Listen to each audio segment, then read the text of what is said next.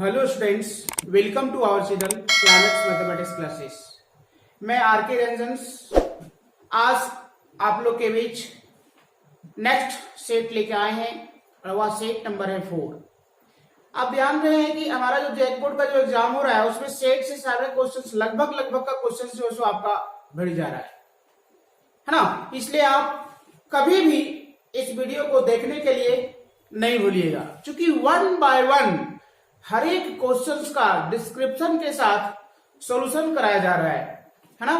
तो इसलिए आप ध्यान देंगे और 1 बाय 1 हर एक क्वेश्चंस को आप समझेंगे कि ये क्या और कैसे बन रहा है।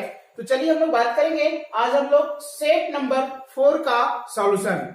तो सेट नंबर 4 का जो सॉल्यूशन जो है उसमें से हमारा सेट नंबर 4 का पहला क्वेश्चन है वो क्या है। क्वेश्चन में देखिए लिखा हुआ, ध्यान देंगे कि if derivatives of fx is equal to this such that f2 is equal to 0 then find fx। यानी इससे कहने का मतलब हुआ कि fx का वह फंक्शन क्या है ताकि उस फंक्शन का डेरिवेटिव जो है वो ये दिया गया, और वह फंक्शन fx का तब पूछ रहा है जब x का मान 2 रख दिया जाए तो f2 का वैल्यू अगर 0 के बराबर है तो कह रहा है बताओ fx is equal to what। तो इट मीन्स जब हमारे पास डेरिवेटिव का फंक्शन दिया गया है, हमारा fx पूछ रहा है, मतलब जो हमारे पास क्वेश्चन दिया गया उसको इंटीग्रेट करना होगा, तब हमारा क्या है fx निकलेगा। क्योंकि आप जानते हैं सिंपल फंक्शंस का डेरिवेट करते हैं तो उल्टा बनता है, उल्टा को इंटीग्रेट करते हैं तो सीधा बनता है। तो सेम वही कहानी से जैसा ये दिया गया। तो चलिए बात करेंगे। कह रहे हैं हम लोग given that derivatives of functions fx and dx is equal to 4x3 plus 3yx के पावर 4। ये जो क्वेश्चन दिया गया इसको हमें सॉल्यूशन करने के लिए कहा जा रहा है। तो हम लोग कहते हैं यहां पे क्या, taking integral on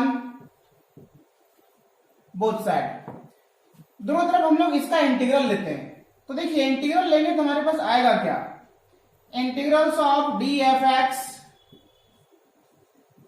off D x and 4x³ plus 3x के पावर 4 एंड dx। अब जो हमारे पास दिया गया तो देखिए डी एफ एक्स जो लिखा हुआ है इसको इंटीग्रेट करेंगे तो इसका वैल्यू हमारा एफ एक्स मिलेगा, और यहां जो हमारे पास दिया गया इसको हम इंटीग्रेट करेंगे। देखिए 4 कांस्टेंट है, बाहर हो गया, x के पावर 3 जो दिया गया है तो इसको हम लिख सकते हैं x के पावर 4/4, और प्लस इसी प्रकार से देखिए ये 3 हमारा कांस्टेंट है, बाहर है, लेकिन 1/जो x के पावर 4 लिखा है इसको हम ऊपर ले जाएंगे तो जगह x के पावर -4। अब x के पावर -4 को जो हम इंटीग्रेट करेंगे तो x के पावर क्या हो जाएगा -3/-3, और ये हमारा दिया गया इंटीग्रेशन जो है वो इंटीग्रल क्या है, इनडिफिनिट है, इसलिए इंटीग्रल कांस्टेंट c। अब देखिए यहां से हम इसको आगे बढ़े तो देखिए 4 से 4 हमारा कैंसिल हो गया, 3 से हमारा 3 कैंसिल हो गया। तो जिस प्रकार का ये दिया गया इसको आगे बढ़ाते हैं तो हम लोग पुनः कहेंगे फिर कि ये fx इज इक्वल टू क्या हो जाएगा, x के पावर 4 और प्लस माइनस माइनस, और देखिए x के पावर -3 क्या है, x के पावर -3 और इंटीग्रल कांस्टेंट c।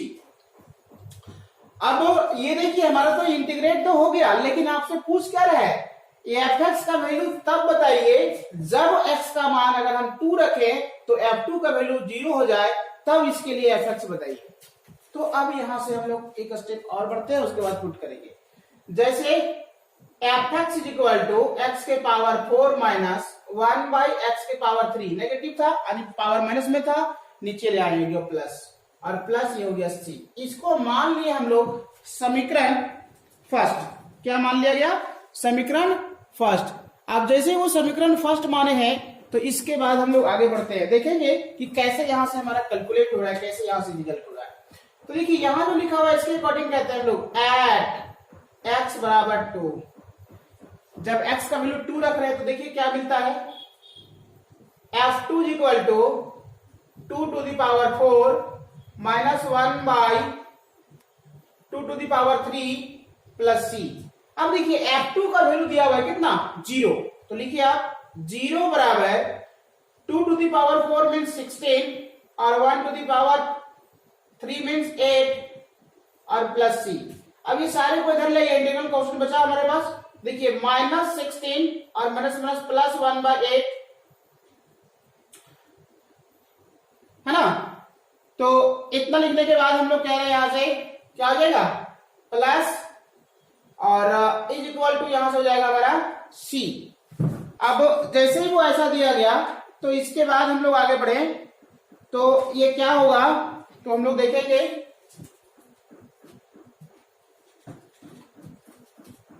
ये हमारे पास जो दिया गया है इसमें से हम अगर देखें इनका जोड़ बनाते हैं, देखिए कितना हो जाएगा, एलसीएम हमारा 8 हो जाएगा, तो 16 8 28 से 128 प्लस 1 इज इक्वल टू सी।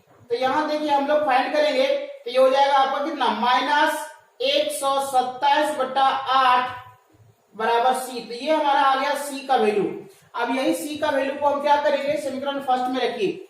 तो समीकरण फर्स्ट में आप यदि रखते हैं तो यहां से क्या मिलेगा, तो देखिए हम लोग अगर कहें कि यहां से जो हमारे पास जो दिया गया है इसको अगर हम आगे बढ़े तो हम लोग यहां से कहेंगे कि जो भी रिजल्ट आएगा, जो भी कंडीशन आएगा, तो इसके अकॉर्डिंग हम लोग कहते हैं फ्रॉम इक्वेशन फर्स्ट। क्या है कि फ्रॉम इक्वेशन फर्स्ट इक्वेशन में लिखा हुआ है कि एफ एक्स के पावर 4 माइनस एक्स के पावर 3 और प्लस सी। देखिए सी का वैल्यू जो आया उसको रख दीजिए आप, तो क्या हो जाएगा एफ एक्स बराबर एक्स के पावर 4 माइनस एक्स के पावर 3 और देखिए माइनस क्या हो जाएगा 127/8। तो ये हमारा हो गया एफ एक्स और ये हो गया हमारा आंसर। तो आप समझ गए। तो इस प्रकार से हमारा क्वेश्चन नंबर 1 जो है वो कंप्लीट हो गया। अब आइए क्वेश्चन नंबर 2। क्या है क्वेश्चन नंबर 2, इस पे हम लोग बात करते हैं। बहुत इजी है, बस आपको ध्यान देना है 1 by 1 डिस्क्रिप्शन को और आगे बढ़ते हुए जाना है ना। तो देखिए अगला जो क्वेश्चन हमारे पास 2 है वो क्या है, थोड़ा सा हम लोग फास्ट चलेंगे क्योंकि ये सेट हम लोग को चौथा चल गया, अब 5वां एक सेट और बचेगा। तो आप कंसेप्ट को लगभग जो है सो आप समझ चुके हैं कि d to the power 4y and dx4 plus sin y triple dash is equal to 0। देखिए क्वेश्चन में कह रहा है कि find the order and degree of the following differential equation. यानी जो डिफरेंशियल इक्वेशन दिया गया है इस डिफरेंशियल इक्वेशन का ऑर्डर और डिग्री बताइए। तो देखिए आपको पता है पहले से कि कोई भी हमारे पास डिफरेंशियल इक्वेशन दिया गया, उस डिफरेंशियल इक्वेशन में जो मैक्सिमम डेरिवेटिव किया जाता है, जो मैक्सिमम डेरिवेटिव होता है वही उस फंक्शंस का क्या कहलाता है ऑर्डर। क्या कहलाता है ऑर्डर कहलाता है। तो देखिए हम लोग यहाँ पे कहें अगर बात करें ऑर्डर की बात तो कहते हैं ऑर्डर बराबर हो जाएगा 4। लेकिन अगर डिग्री की बात करें हम लोग कि डिग्री क्या होगा, तो डिग्री के लिए थोड़ा सा एक बात आपको ध्यान रखना होगा। क्या है कि हम लोग को एक एक्सेप्शन में कंडीशन पड़े थे कि कोई भी ऐसे डेरिवेटिव ट्रिमेटिकल फंक्शंस के रूप में क्या है, ट्रिमेटिकल फंक्शंस के एंगल के रूप में नहीं दिया गया हो। लेकिन आपको देखिए कंफ्यूज करने के लिए ऐसा किया हुआ है, बहुत होशियार है ये। कैसे होशियार, देखो एक डेरिवेटिव को कैसे लिखा है और एक डेरिवेटिव को कैसे लिखा है। y पे ट्रिपल डैश दिया मतलब ये भी डेरिवेटिव है। डेरिवेटिव का क्या है साइन दूसरा चेंज किया हुआ है। देखिए y और सिंगल लिखा हुआ रहता है तो इसको कहते हैं हम लोग dy/dx। y डबल डैश रहता है तो इसको कहते हैं हम लोग d2y/dx²। और y ट्रिपल रहता है, y ट्रिपल डैश रहता है तो इसको हम लोग कहते हैं d3y/dx3। तो ये ऐसा दिया गया। देखिए यही प्रकार का कंडीशन। देखिए साइन का क्या लिखा हुआ है, एंगल लिखा हुआ है, एंगल के रूप में दिया गया डेरिवेटिव, इसलिए क्या होगा इसका डिग्री अनडिफाइंड। तो आप समझ गए होंगे कि ये ऑर्डर क्या हो रहा है, डिग्री क्या हो रहा है। चलिए नेक्स्ट क्या है, 2 नंबर क्वेश्चन हो गया। अब 3rd में आते हैं। 3rd क्या कहता है, क्वेश्चन नंबर 3। हाँ क्वेश्चन नंबर 3 बहुत ही सिंपल है, बस आपको ध्यान रखना है। क्वेश्चन में कह रहा है कि find a unit vector in the direction of a. देखिए इस पर ज्यादा डिस्कस नहीं करेंगे क्योंकि इसके बारे में हम जानते हैं। वेक्टर सी ए बराबर, हम मान लिए कि vector C A equal to ये हो जाएगा आई प्लस जे प्लस 2k। इसका यूनिट वेक्टर निकालने को होता है, तो यूनिट वेक्टर्स निकालने के लिए फॉर्मूला है vectors, unit vectors of a equal to क्या है, vector C a by vector C a का मैग्नीट्यूड। तो वेक्टर सी ए मीन्स क्या हो जाएगा, आई प्लस जे प्लस 2k और आई प्लस जे प्लस 2k का मैग्नीट्यूड। इसको आगे बढ़ाते हैं तो देखिए आई प्लस जे प्लस 2k और यहाँ पे इसका मैग्नीट्यूड को हम लोग फाइंड करते हैं तो कहते हैं आई के कोएफिशिएंट का स्क्वायर, जे के कोएफिशिएंट का स्क्वायर, के कोएफिशिएंट का स्क्वायर। तो ये हो जाएगा आई प्लस जे प्लस के, आई प्लस जे प्लस के अपॉन, देखिए 2 का स्क्वायर 4 और 1 का स्क्वायर 1 और 1 का स्क्वायर 1, 1 2 है ना और 4 6, तो जाएगा √6। तो इसी को आप लिख सकते हैं ऐसा भी कि 1/√6 आई 1/√6 जे 2/√6 के। अगर ऐसा भी लिख सकते हैं या दूसरा तरीका ऐसा भी है 1/√6 लिख करके आई प्लस जे प्लस 2k, ऐसा भी आप लिख सकते हैं, कोई दिक्कत नहीं है, बस आपको समझना है कि वो क्या है। चलिए नेक्स्ट क्वेश्चन नंबर 4, क्या लिखा है क्वेश्चन नंबर 4 में, बहुत ही काफी सिंपल क्वेश्चन है। क्वेश्चन कह रहा है कि find the position vectors of the mid points of the line joining points P and Q। देखिए क्या है, कोई भी एक लाइन है, इस लाइन का P का कोऑर्डिनेट दे दिया गया, P का पॉइंट्स दिया हुआ है 2, 3, 4 और Q के लिए दिया हुआ है 4, 1, -2। ये हमारा पॉइंट्स जो है वो दे दिया गया। अब तब कहता है कि बताइए कि ये हमारे पास दोनों पॉइंट्स को मिलाने के बाद एक लाइन बना है, तो जो लाइन बना है तो इस लाइन का एक मिड पॉइंट है, जो पोजीशन आपसे पूछ रहा है कि मिड पॉइंट का पोजीशन बताइए वह क्या होगा। तो मान लीजिए हम लोग ये P और Q के बीच जो है एक मिड पॉइंट है इसका R, जिस R को हम लोग कह दिए यहाँ पे कि x y z। तो अब आपको बताना है कि x y z क्या होगा। देखिए मिड पॉइंट फाइंड करने के लिए हम लोग बहुत सिंपल एक फॉर्मूला पढ़े हैं। क्या पढ़े हैं, पढ़े हम लोग x निकालने के लिए क्या पढ़े हैं, x2 प्लस x1/2। तो देखिए इसका है x1 y1 z1, x2 y2 z2। तो इसमें हम लोग कहेंगे ये हो जाएगा 2 + 4/2, मतलब कितना हो जाएगा 6/2। तो 2 तिया 6, तो यहाँ पे हो गया 3। y की बात करेंगे तो y2 प्लस y1। तो देखिए y2 प्लस y1 कहिए, y1 प्लस y2 कहिए, कोई दिक्कत नहीं है, है ना। देखिए हम लोग लिखते हैं यहाँ पे 3 + 1/2, तो हो जाएगा 4/2, तो ये फिर हो जाएगा 2।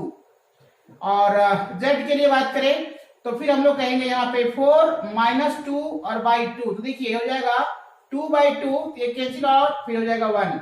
तो देखिए इसी प्रकार से क्या हुआ कि ये x y z जो हमारा पोजीशन जो था मिड पॉइंट जिसको हम R कह रहे थे, तो R के लिए हो गया आपका 3, 2, 1, ये हो गया आपका आंसर। तो समझ गए, question number 4 complete. Next question number 5 क्या कह रहे हैं, देखिए इधर आते हैं हम लोग।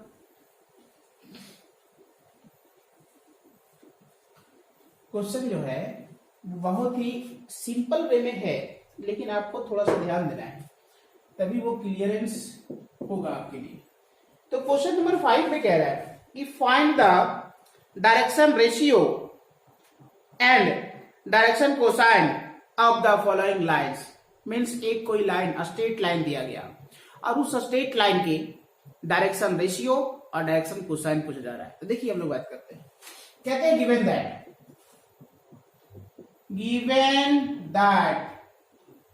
द लाइन्स आर, क्या क्या है, द लाइन्स दिया गया है हमारे पास, स्ट्रेट लाइन जो होता है वो लाइन दिया गया x - 5/3, y - 1/4 और बराबर है z - 4/5। यही है हमारा स्ट्रेट लाइन का इक्वेशन। अब कहता है इसका डायरेक्शन रेशियो बताइए। देखिए यहाँ पे जो हमारे पास जो दिया गया होता है इसी को हम लोग कहने जा रहे हैं डायरेक्शन रेशियो। तो कहेंगे यहाँ पे क्या, direction ratio of this line, direction ratios of this line क्या हो जाएगा, तो हम लोग कहेंगे A बराबर 3, डायरेक्शन रेशियो को A B C से नोट करते हैं, इसलिए कह रहे हैं A बराबर 3, B बराबर 4 और C बराबर 5। ये है इस लाइन का डायरेक्शन रेशियो। फिर कह रहा है डायरेक्शन कोसाइन। तो देखिए डायरेक्शन कोसाइन का मतलब हम क्या कह रहे हैं, डायरेक्शन कोसाइन जो होता है हमारे पास, जिसको हम लोग डायरेक्शन कोसाइन कहने जा रहे हैं, तो डायरेक्शन कोसाइन जो होता है उसको हम लोग L M N से नोट करते हैं। तो कहते हैं हम लोग कि L M N की बात करें, देखिए L निकालने के लिए फॉर्मूला है, क्या है, A by root under A square plus B square plus C square. तो देखिए ये हमें पता है, B पता है, C पता है, रखिए यहाँ पे, तो हो जाएगा 3 अपॉन रूट अंडर 3 का स्क्वायर 4 का स्क्वायर 5 का स्क्वायर। तो इसको हम लोग पुनः जब आगे बढ़ाते हैं और आगे देखते हैं कि ये क्या है, कैसे हम लोग आगे कैलकुलेट करेंगे, तो आपको समझ में आएगा क्या, 3 अपॉन रूट अंडर, देखिए 3 का स्क्वायर हो जाएगा आपका 9, 4 का स्क्वायर 16 और 5 का स्क्वायर 25। तो देखिए 16 और 9 25 और 25 50, तो देखिए हो जाएगा 3 बटा रूट अंडर 50। तो रूट अंडर 50 जो है, तो अब इसमें देखिए रूट अंडर 50 ही रखिए, या नहीं तो इसको और छोटा करना चाहते हैं तो लिखिए आप 5√2। तो ये हमारा L फाइंड हो गया। इसी प्रकार से M फाइंड करना है, जिसको डायरेक्शन रेशियो कहते हैं, ये होता है B बाई रूट अंडर क्या हो जाएगा, A square plus B square plus C square. तो B कितना लिखा हुआ है, 4, तो लिखिए 4 अपॉन रूट अंडर 3 का स्क्वायर प्लस 4 का स्क्वायर प्लस 5 का स्क्वायर।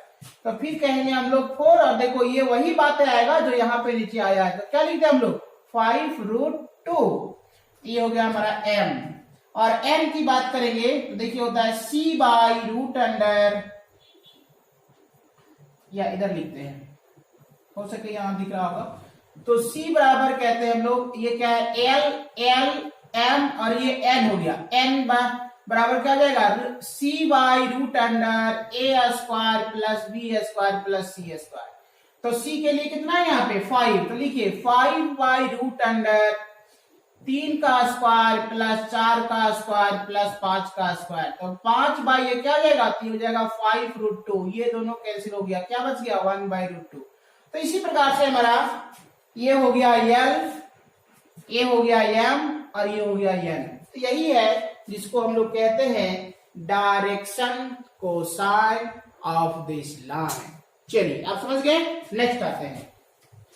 बिना टाइम गवाए हुए हम लोग क्या है 1 बाय 1 एक एक चीजों को डिस्क्रिप्शन के साथ डील करते हुए आगे बढ़ते जा रहे हैं, इसलिए आप जरूर एक एक बातें को समझेंगे कि क्या और कैसे हम लोग लिख रहे हैं। अगर सारे कॉन्सेप्ट को आप जिस तरह के हमने डील कर रहा है, अगर यदि आपने समझ लिया, तो हम समझते हैं कि आप इस प्रकार के पैटर्न का अगर कोई दूसरा भी क्वेश्चन अगर दिया जाता है तो आपको समझ में आ जाएगा, क्योंकि हमने एक एक कॉन्सेप्ट को डील कर रहा है क्वेश्चन के साथ, इसलिए ध्यान दीजिए। तो अब देखिए अगला जो क्वेश्चन हमारे पास है वो है क्वेश्चन नंबर 6। कह रहा है कि find the Cartesian equation of A line passing through 2 points. अब देखिए पॉइंट्स दिया हुआ है, तो ध्यान देंगे, एकदम बहुत बेसिक चीज हम लोग थोड़ा सा लिख रहे हैं, इसलिए लिख रहे हैं कि वो कॉन्सेप्ट अगर यदि आप जानेंगे तो आपको ज्यादा समझ में आएगा। हम लोग क्या कह रहे हैं कि कोई भी एक पॉइंट हमारे पास, एक पॉइंट हमारे पास जिसको ये कहते हैं, जिसका पॉइंट्स का नाम है x1 y1 z1।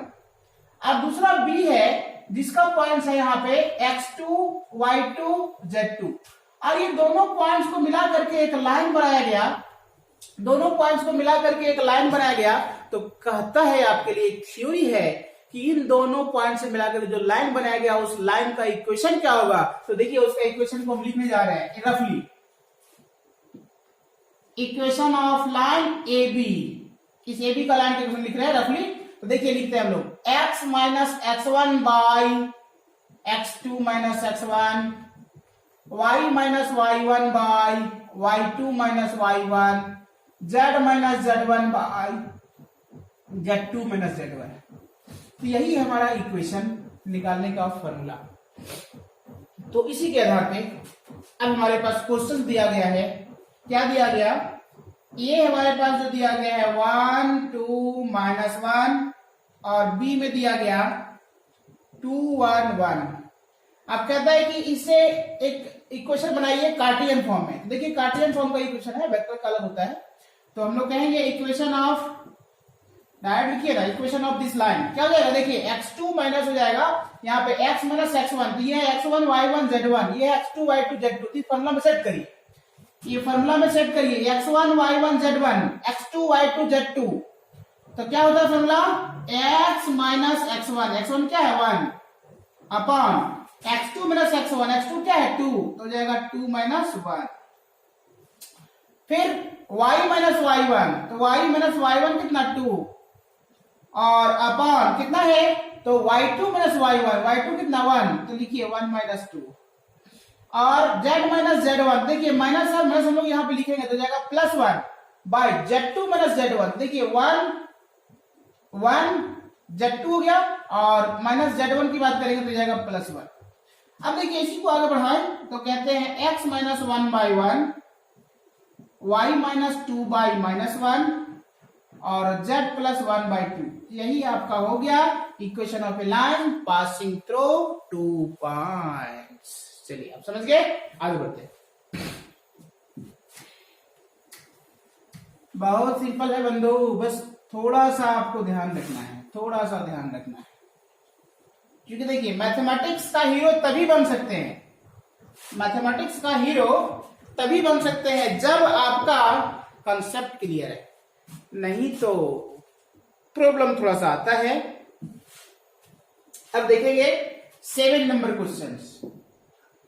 हम लोग कहते हैं इसमें कि गिवन दैट क्या है, ई कोई एक इवेंट्स है, ई कोई एक इवेंट्स है जो दे दिया गया 1 3 5, एफ कोई इवेंट्स है वो दे दिया गया 2 और अच्छा इवेंट्स नहीं दिया, सेट के रूप में दिया हुआ है और इससे आपको फाइंड करना है। क्या बोल रहा है, फाइंड क्या करने बोल रहा है कि probability of E intersection F by G this equal to what. देखिए आपको समझना है कैसे यह क्वेश्चन डील करना है। सो क्वेश्चन कह रहा है कि कोई भी, देखिए पढ़ते हैं पहले उसके बाद आपको समझ में आएगा। If fair die is rolled, if fair die is rolled, fair die का मतलब हुआ क्या, अच्छा एक क्या है, लूडो का जो गोटी होता है ना, तो वही लूडो का गोटी है जिसको हम लोग हिंदी में पासा कहते हैं, है ना, उसी को अंग्रेजी में डाइस कहते हैं। तो उसी को डाइस को क्या किया गया, रोल किया जाता है। रोल किया जाने का मतलब फेंका जाता है। जब फेंक दिया जाता है तब उससे जो इवेंट्स आया होगा, उससे जो आया होगा तो उससे क्या है, एक सेट बनाया गया, ई इवेंट्स ऐसा है, एफ इवेंट्स ऐसा है और जी इवेंट्स ऐसा है। और तब आपसे पूछा जा रहा है कि आप इसका प्रोबेबिलिटी बता दीजिए कि probability of events e intersection F by g, इसका मतलब हुआ क्या कि probability of events e intersection f when events g has already occurred.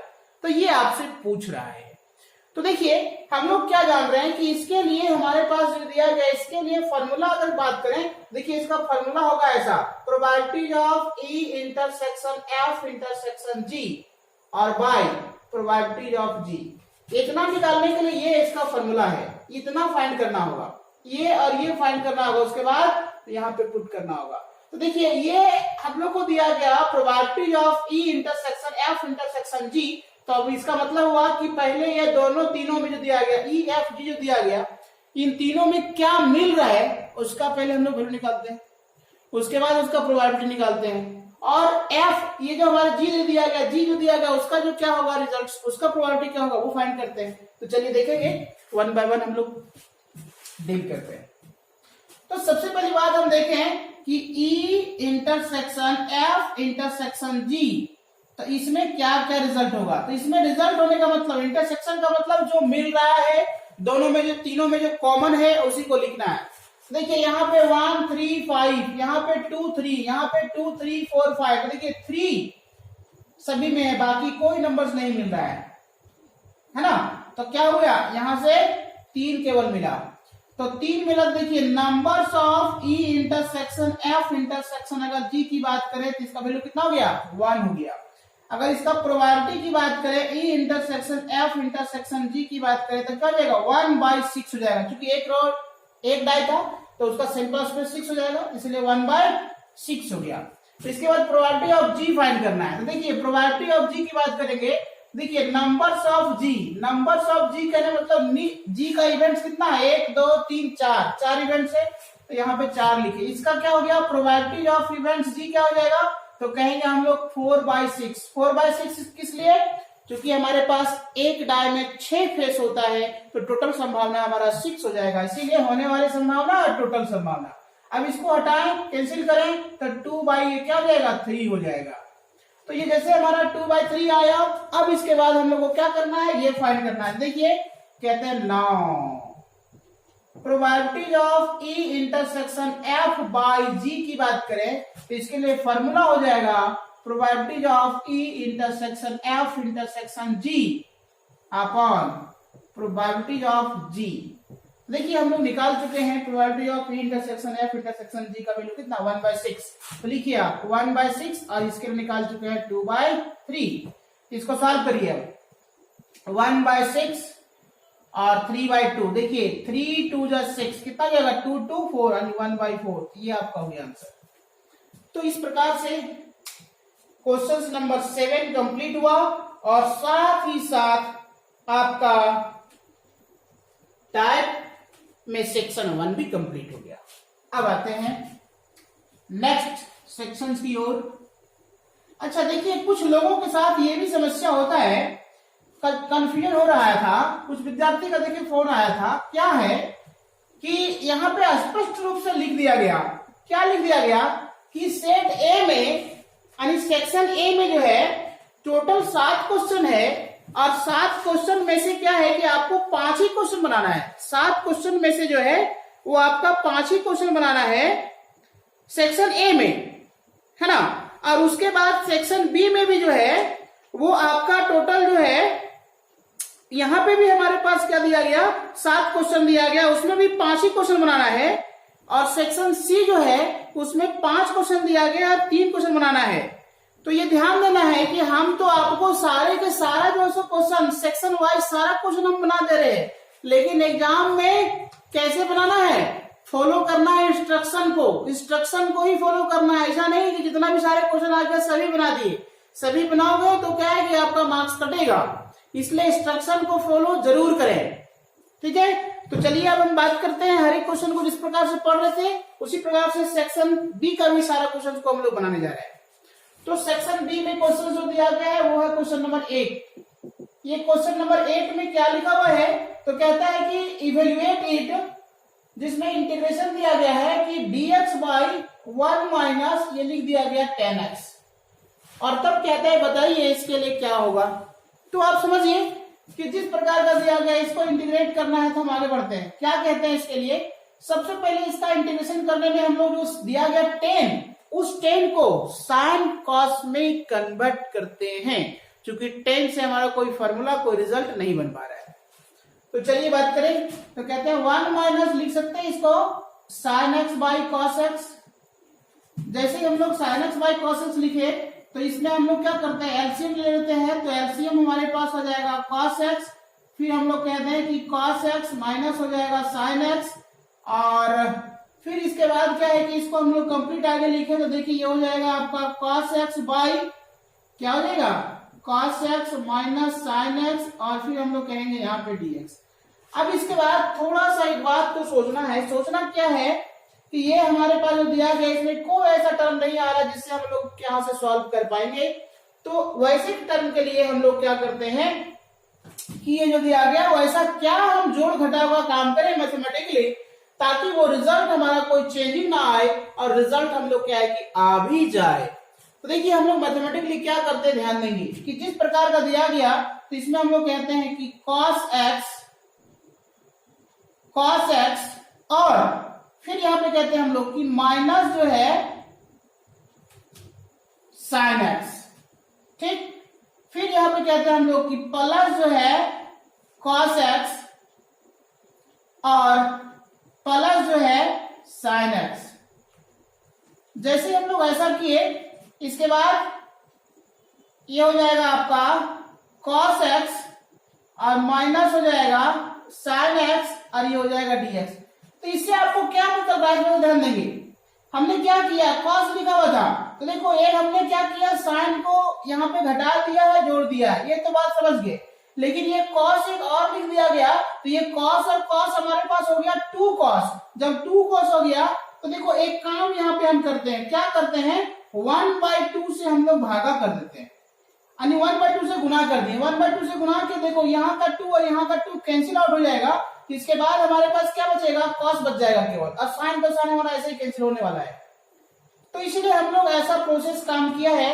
अब आप बताइए हम लोगों को कि ये जो टर्म दिया गया वो समझ में आया आपको कि नहीं। जब ये ऐसा आया तो इसी को आगे बढ़ाते हैं। देखिए हम लोग क्या करते हैं, ये 1/2 और साथ ही साथ देखिए इसको क्या करते हैं, दो का पेयर बना देते हैं, इन दोनों को एक साथ और इन दोनों को एक साथ। तो जैसे ही हम लोग पेयर बनाते हैं तो ये हो जाएगा आपका cos x माइनस ये हो जाएगा sin x upon cos x minus sin x और फिर प्लस, फिर यहां पे कहते हैं cos x प्लस जो है sin x और साथ ही साथ cos x minus sin x और ये हो गया dx। अब इसमें देखेंगे तो ये दोनों कैंसिल भी हो जाएगा, क्योंकि सेम नंबर था। तो ये जैसे कैंसिल हुआ तो 1/2 ये हो जाएगा 1 और फिर कहते हैं dx, और इसको यहाँ पे ले आए फिर तो ये हो जाएगा 1/2 और ये जो दिया गया है तो इसके लिए हम लोग ऐसा भी लिखे तो कोई दिक्कत नहीं। क्या लिखा हुआ है, cos x है ना, cos x और यहां पे आपका हो जाएगा sin x, sin x या cos x upon cos x minus sin x। अब जो हमारे पास ये रिजल्ट दिया गया, देखिए ये तो 1dx लिखा हुआ तो सिंपल हो गया आपका 1dx का x, लेकिन यहां जो दिया गया है तो इस टर्म को हम लोग यदि आगे बढ़ाते हैं तो क्या करते हैं, हम लोग यहाँ पे सब्स्टिट्यूशन मेथड को यूज करते हैं। तो देखिए क्या करते हैं, ध्यान देंगे, यहाँ पे एक स्टेप हम यहाँ पे चेंज करते हैं। कहते हैं हम लोग की पुट z बराबर cos x minus sin x, तो इसको डिफरेंशिएट करिए, dz बाई dx बराबर हो गया cos का हो जाएगा माइनस sin और sin का हो जाएगा आपका cos। तो देखिए यहां से अगर हम बात करें तो dz बाई dx बराबर हो जाएगा माइनस बाहर, तो यहाँ पे क्या हो जाएगा sin x प्लस ये हो जाएगा आपका cos x। तो फिर देखिए यहाँ पे जो sin x cos x देखिए लिखा हुआ है लेकिन माइनस नहीं लिखा हुआ, माइनस को मल्टीप्लाई करिए तो माइनस dz और फिर यहाँ पे हो जाएगा आपका sin x प्लस यहाँ पे हो जाएगा cos x, ये हो जाएगा dx। इसका मतलब इतना के बदले हम लोग माइनस dz लिख सकते हैं। तो जैसे माइनस dz लिख सकते हैं तो चलिए हम लोग अब आगे बढ़ते हैं। तो जिस प्रकार का ये रिजल्ट दिया गया, जिस प्रकार का ये कंडीशन दिया गया, तो उसी में हम लोग बात करें। देखिए माइनस 1/, ये जो हमारे पास 1/2 लिखा हुआ है और ये 1 जो लिखा हुआ है उसको भी हम यहाँ तक लिख दिए 1 ही, और फिर यहाँ पे कहते हैं 1/2 और ये सब्स्टिट्यूट करते हैं। देखिए इतना जो लिखा हुआ है इसके बदले हम लोग माइनस dz लिख सकते हैं और इसके बदले z लिख सकते हैं। तो यहां से हमारे पास आया कितना 1/2 और 1 के बदले हो जाएगा x, और देखिए मैं इसको बाहर कर देता हूं, गया माइनस 1/2 और 1/z dz के लिए हो जाएगा इंटीग्रेशन कितना log z और प्लस c। अब z किसको माने थे उसको आप रख दीजिए, तो कितना हो जाएगा 1/2x माइनस 1/2 और फिर हो जाएगा log z के बदले हो जाएगा आपका cos x minus sin x और प्लस c। तो ये हो गया आपका इस प्रकार से क्वेश्चन का आंसर। तो ये आंसर जो है यहां से कंप्लीट हुआ और क्वेश्चन नंबर 8 कंप्लीट हुआ। नेक्स्ट हम लोग चलते हैं अगले क्वेश्चंस की ओर और वह है क्वेश्चन नंबर 9।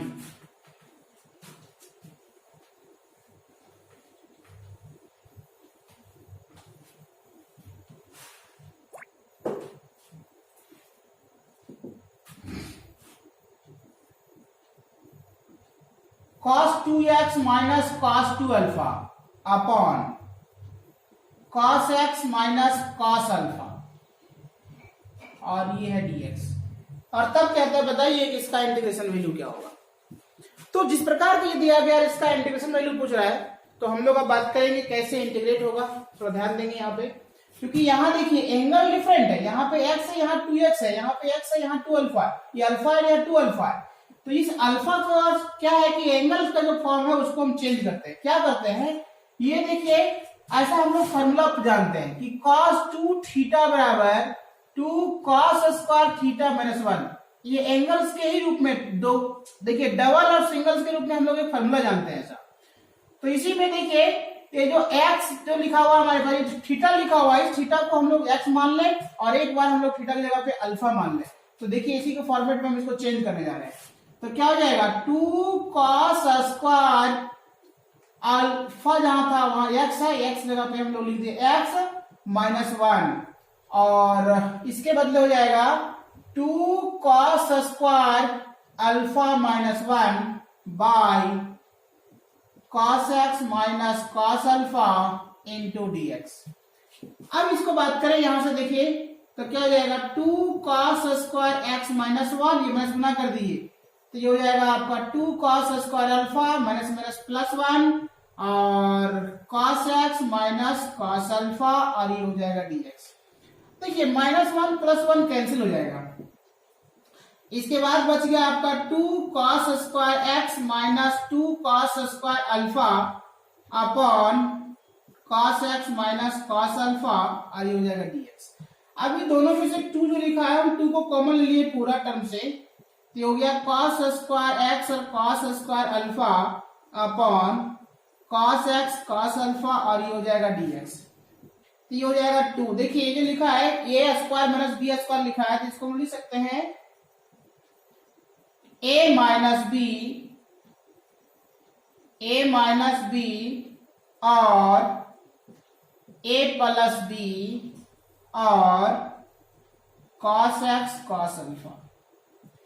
तो जैसे हम इतना देखे, देखो ये दोनों सेम था, ये कैंसिल हो जाएगा। इसके बाद क्या हो जाएगा, क्या बचेगा, तो देखिए इसके बाद जो बचेगा उसको हम लोग आगे बढ़ाते हैं। तो यहां से कह रहे हैं हम लोग 2 तो बाहर ही है, तो यहाँ पे हो जाएगा cos x प्लस यहाँ पे हो जाएगा cos अल्फा और फिर हो जाएगा dx। देखिए यहाँ पे कुछ लोगों को कंफ्यूजन आता है। कंफ्यूजन क्या आता है कि देखिए 2 तो हमारा है, देखिए हम लोग को ये किसके रिस्पेक्ट में इंटीग्रेट करना है, x के रिस्पेक्ट में। तो इसका मतलब है देखिए cos x लिखा और x के रिस्पेक्ट में इंटीग्रेट करना, तो ये sin x हो जाएगा। लेकिन यहाँ पे लिखा हुआ है cos अल्फा और हम लोग को इंटीग्रेट करना है x के रिस्पेक्ट में, तो cos अल्फा जो लिखा हुआ है ना, तो आप जानेंगे कि cos अल्फा जो है यहाँ पे कांस्टेंट कहलाएगा, इसको इंटीग्रेट नहीं करेंगे। cos अल्फा का cos अल्फा लिखेंगे तो किसको इंटीग्रेट करेंगे, तो dx है, तो dx का इंटीग्रेशन x हो जाएगा यहाँ पे।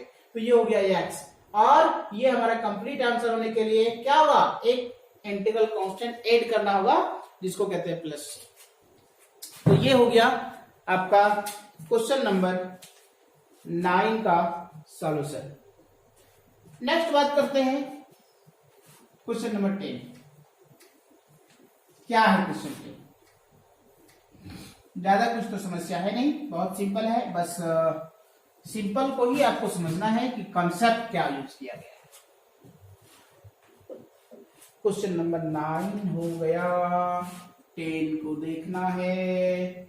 तो let I is equal to 0 to a root under x by root under x plus root under a minus x।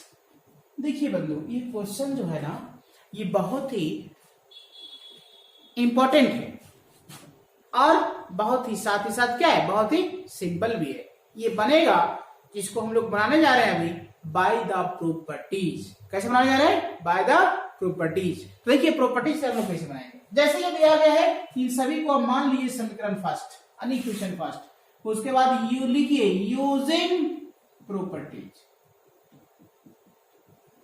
जब हम प्रॉपर्टी यूज करते हैं तो I इज इक्वल टू, आप जानते हैं 0 to a, क्या करना है, जो दिया गया उसमें से आप दोनों के लिमिट्स को जोड़ करके घटाने का काम करिए। तो देखिए हम लोग घटाने का काम कर रहे हैं। इस तरह से जैसे ही हमारे पास आया तो यहां से कहेंगे हम लोग कि 0 to a root under a minus X root under a minus X plus root under, देखिए a माइनस ये और माइनस प्लस प्लस एक्स और ये हो जाएगा dx। देखिए ये और ये हमारा कैंसिल हो जाएगा क्योंकि प्लस माइनस लिखा हुआ है, तो 0 to a root under a minus X root under a minus X और प्लस रूट अंडर x और dx। देखिए ये हो गया हमारा समीकरण फर्स्ट। अब इन दोनों समीकरण को क्या करना है, ऐड करिए, तो लिखिए adding equation first and second we get, तो लिखते हैं हम लोग वी गेट में क्या क्या हो जाएगा, i plus I LHS LHS, तो 0 to a root under X upon root under X plus root under a minus X dx। किसको लिखा है, देखिए फर्स्ट इक्वेशन को, फिर सेकंड को लिखेंगे, तो ये हो जाएगा 0 to a root under a minus X upon a minus X और प्लस रूट अंडर x और dx। अब देखिए i और i आपका हो गया 2i, फिर 0 to a को हम लोग इंटीग्रेट को जो दिया गया उसको हम लोग क्या कांस्टेंट जो दिया गया उसको हम लोग कॉमन लिए, तो बचा यहां से root under x upon root under x root under a minus X plus root under a minus X root under a minus X plus root under x और ये हो गया आपका dx। देखिए फिर से हम यहां बढ़ते हैं आगे, तो ये हो जाएगा आपका 2i 0 to a एलसीएम लेंगे हम लोग, ये हो जाएगा रूट अंडर x और root under a minus X, तो इसको हम लोग क्या है कि यहाँ पे लिखेंगे तो रूट अंडर x और फिर हो जाएगा root under a minus X, ये हो जाएगा dx, दोनों सेम था, ये कैंसिल हो जाएगा, तो इसके बाद आ जाएगा आपका 2i बराबर 0 to a और ये आपका 1 हो जाएगा और dx हो जाएगा, तो फिर कहेंगे हम लोग कि 2i इज इक्वल टू देखिए 1 dx लिखा है तो 1 का इंटीग्रेशन क्या हो जाएगा x, तो x में ये हो जाएगा आपका 0 to a, तो जिस प्रकार का दिया गया है तो हम लोग देखिए 2i इज इक्वल टू, यहाँ पे लिमिट हम लोग चेंज करेंगे, ऐसा करिए कि i जो लिखा हुआ वो है ही, ये 2 को इधर भेजेंगे तो 1/2 हो जाएगा और यहाँ पे हो जाएगा कितना a माइनस 0, तो इसके आधार पे क्या हो जाएगा यहाँ पे a/2, तो ये हो गया आपका आंसर, है ना। तो इस प्रकार से आप क्वेश्चन नंबर 10 को हम लोग कंप्लीट कर लिए। अब आते हैं क्वेश्चन नंबर 11। एक भी क्वेश्चन छोड़ेंगे नहीं बंधु, हर एक क्वेश्चन को हम डील करेंगे और 1 by 1 डिस्क्रिप्शन के साथ, इसलिए आपको कभी कभी अगर दिखा है कि जो क्वेश्चन को आप जानते हैं तो आप क्या है उसको फास्ट करके देख लीजिए, लेकिन हर एक क्वेश्चन को जरूर आप देखिए। हर एक क्वेश्चन जैसे भी हम आपको बता रहे हैं, इसका हर एक कॉन्सेप्ट को जो डील कर रहे हैं, ये डील करने वाले कॉन्सेप्ट को आप जरूर एक बार देखिए, तभी आपको पता चलेगा कि ये क्या और किस टाइप का क्वेश्चन डील किया जा रहा है, कैसे डील किया जा रहा है, क्योंकि 1 by 1 डिस्क्रिप्शन के साथ आपको बताया जा रहा है, ऐसा नहीं कि क्वेश्चन छाप दिया जा रहा है केवल, इसलिए आप ध्यान देंगे तो बहुत आपको फायदा होगा एग्जाम के व्यू से। अब देखिए नेक्स्ट जो क्वेश्चन नंबर 11 जो लिखा हुआ है, इसमें इंटीग्रेट करना है, जिसको लिखा है 0 से पाई और sin square x by 2 minus cos square x by 2 और dx। तो देखिए जिस प्रकार का दिया गया है तो इसमें से हम लोग क्या करते हैं कि 0 to पाई लिखें, लेकिन यहाँ पे देखिए अगर यदि cos पहले होता sin बाद में होता तो इसके लिए हमारा फॉर्मूला हो जाता, तो cos पहले करने के लिए क्या करना पड़ेगा, पहले लिख लेंगे, नहीं तो cos पहले करेंगे तो माइनस भी होना चाहिए बीच में, तो माइनस को कॉमन ले लेते हैं, तो देखो ऐसा लिखेंगे cos square x by 2 minus sin square x by 2 और dx।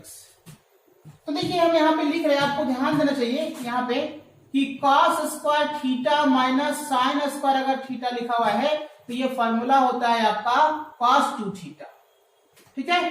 तो इसी प्रकार से माइनस को हम बाहर किए तो ये 0 to पाई हो गया। देखिए यहाँ पे उसको इसके साथ कंपेयर करिए तो ये हो जाएगा आपका cos 2 थीटा जगह पे कितना हो जाएगा x बाई 2 और dx। देखिए 2 2 कैंसिल भी हो जाएगा तो माइनस यहाँ बचा कितना cos x dx, तो cos x का इंटीग्रेशन क्या हो जाएगा sin x, तो sin x और फिर क्या हो जाएगा 0 से पाई। तो देखिए यहाँ पे हम लोग लिमिट अप्लाई करें तो sin पाई और ये हो जाएगा आपका sin 0।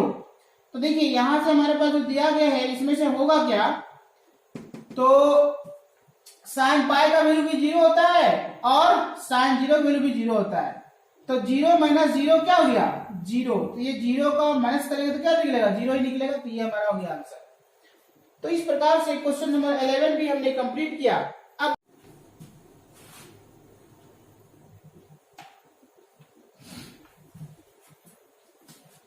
क्वेश्चन नंबर 12 जो है ये क्या लिखा हुआ है इस पे हम लोग बात करते हैं।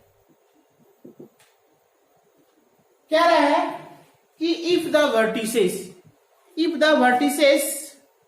ABC of a triangle ABC are this 3 को वर्टेक्स दिया हुआ एक त्रिभुज का, और उसके बाद आपसे क्या है कि एंगल फाइंड करने बोलता है बी का। देखिए हम फोटो के माध्यम से समझाते हैं।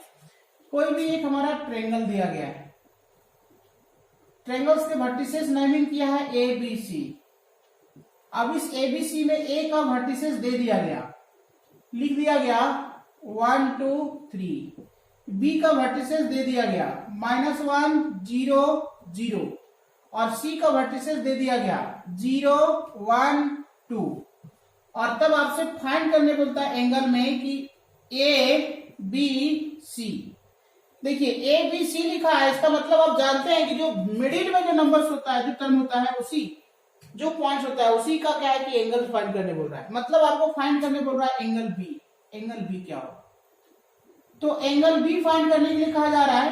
तो देखिए हम लोग फॉर एंगल्स B के लिए अगर कहें, अगर एंगल्स की बात करें फॉर्मूला के रूप में लिखें, तो देखो हम लोग ऐसा लिखते हैं, इसके लिए क्या कहते हैं cos B बराबर, एंगल्स में cos B बराबर क्या कहेंगे, देखो इस साइड का लेंथ और इस साइड के लेंथ जो है, तो उसमें से हम लोग लिख सकते हैं, इसको वेक्टर के रूप में लिखेंगे तो कहते हैं कि vectors BA dot vectors BC upon vectors BA का मैग्नीट्यूड और इनटू वेक्टर्स BC के मैग्नीट्यूड।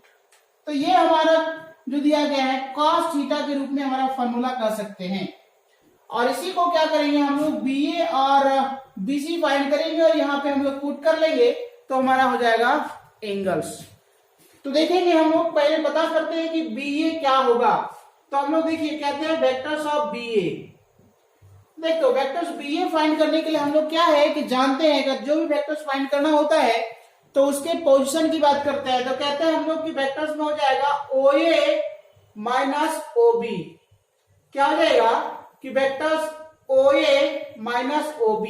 तो OA माइनस OB की बात करेंगे, देखिए हमारे पास ये जो लिखा हुआ है वेक्टर्स, उसको हम डायरेक्शन के साथ अगर हम वेक्टर का फॉर्म बनाए, अभी स्केलर में दिया हुआ है, तो इसको हम लोग बनाए तो क्या करेंगे डायरेक्शन हम लोग ऐड करेंगे यहाँ पे।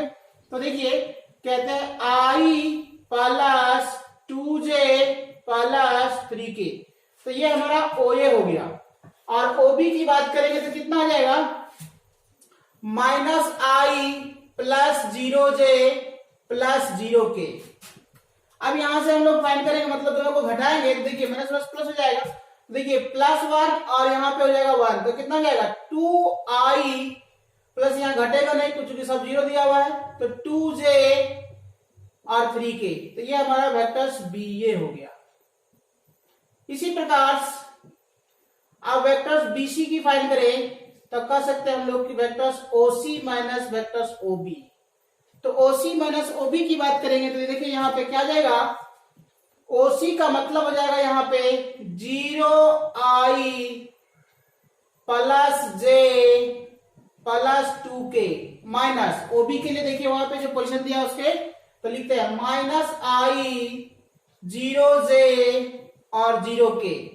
अब इन दोनों को क्या है घटाने का काम करिए, देखिए यहाँ पे 0 और यहाँ पे माइनस गुना करेंगे तो प्लस, तो यहाँ पे हो जाएगा कितना I केवल, और यहां से घटाएंगे कोई फर्क पड़ेगा नहीं क्योंकि 0 लिखा हुआ है, और यहाँ पे भी हमारा हो जाएगा कोई फर्क नहीं पड़ेगा। तो ये हमारा हो गया कितना वेक्टर्स ऑफ BC। अब एंगल जो निकालने बोल रहा था, तो एंगल्स के आधार पर हम लोग क्या करते हैं, कहते हैं हम लोग cos थीटा जो था वो cos थीटा जगह पे हम B लिख दिए, तो cos थीटा बराबर हम लोग कह दें कि vectors of BA dot vectors BC upon vectors b a का magnitude into vectors b c का मैग्नीट्यूड। तो फिर कहेंगे हम लोग कि कॉस बी बराबर, अब जो हमारे पास बी ए और बी सी दिया हुआ है उसको रखते हैं यहाँ पे। तो कह रहे हैं हम लोग कि 2i 2j और 3k dot i plus j plus 2k। फिर यहां लिखिए 2i 2j 3k का मैग्नीट्यूड, फिर कहेंगे i plus j plus 2k का मैग्नीट्यूड। अब इसको सॉल्व करते हैं। देखिए कहते हैं हम लोग कि cos b बराबर, इन दोनों को प्रोडक्ट करिए डॉट प्रोडक्ट में, तो हो जाएगा कितना 2 प्लस 6 बाई रूट अंडर। देखिए यहां पे लिखते हैं उसको, तो 2 का स्क्वायर 4, 2 का स्क्वायर 4, 3 का स्क्वायर 9।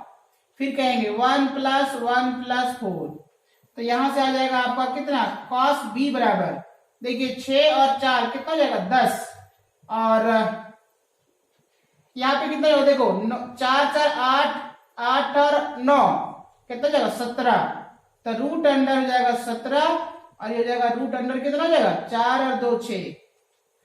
अब इसी को हम लोग आगे बढ़ाते हैं, इधर कहते हैं, तो हो जाएगा आपका कितना cos b बराबर 10 अपॉन, देखिए 17 और 6 कितना हो जाएगा, गुना करेंगे हम लोग, तो रूट अंडर में हो जाएगा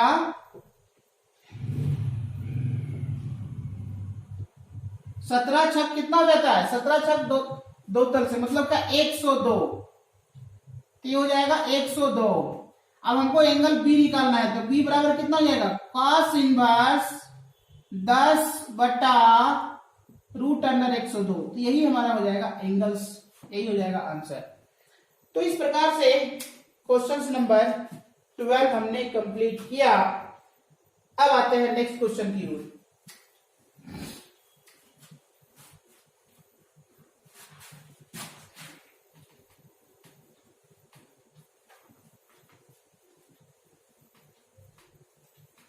क्वेश्चन जो लिखा हुआ है नेक्स्ट वो है 13।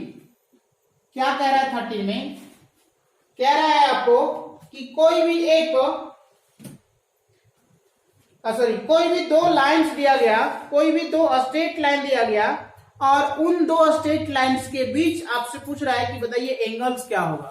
तो देखिए हम लोग कह रहे हैं कि given that the lines are L1 जो दिया गया है वो x minus two upon 2, y minus 1 upon 5 और z प्लस 3 अपॉन माइनस 3, और लाइन 2 जो दिया गया वो x प्लस 2 अपॉन माइनस 1 बराबर y minus 4 upon 8, z minus 5 upon 4।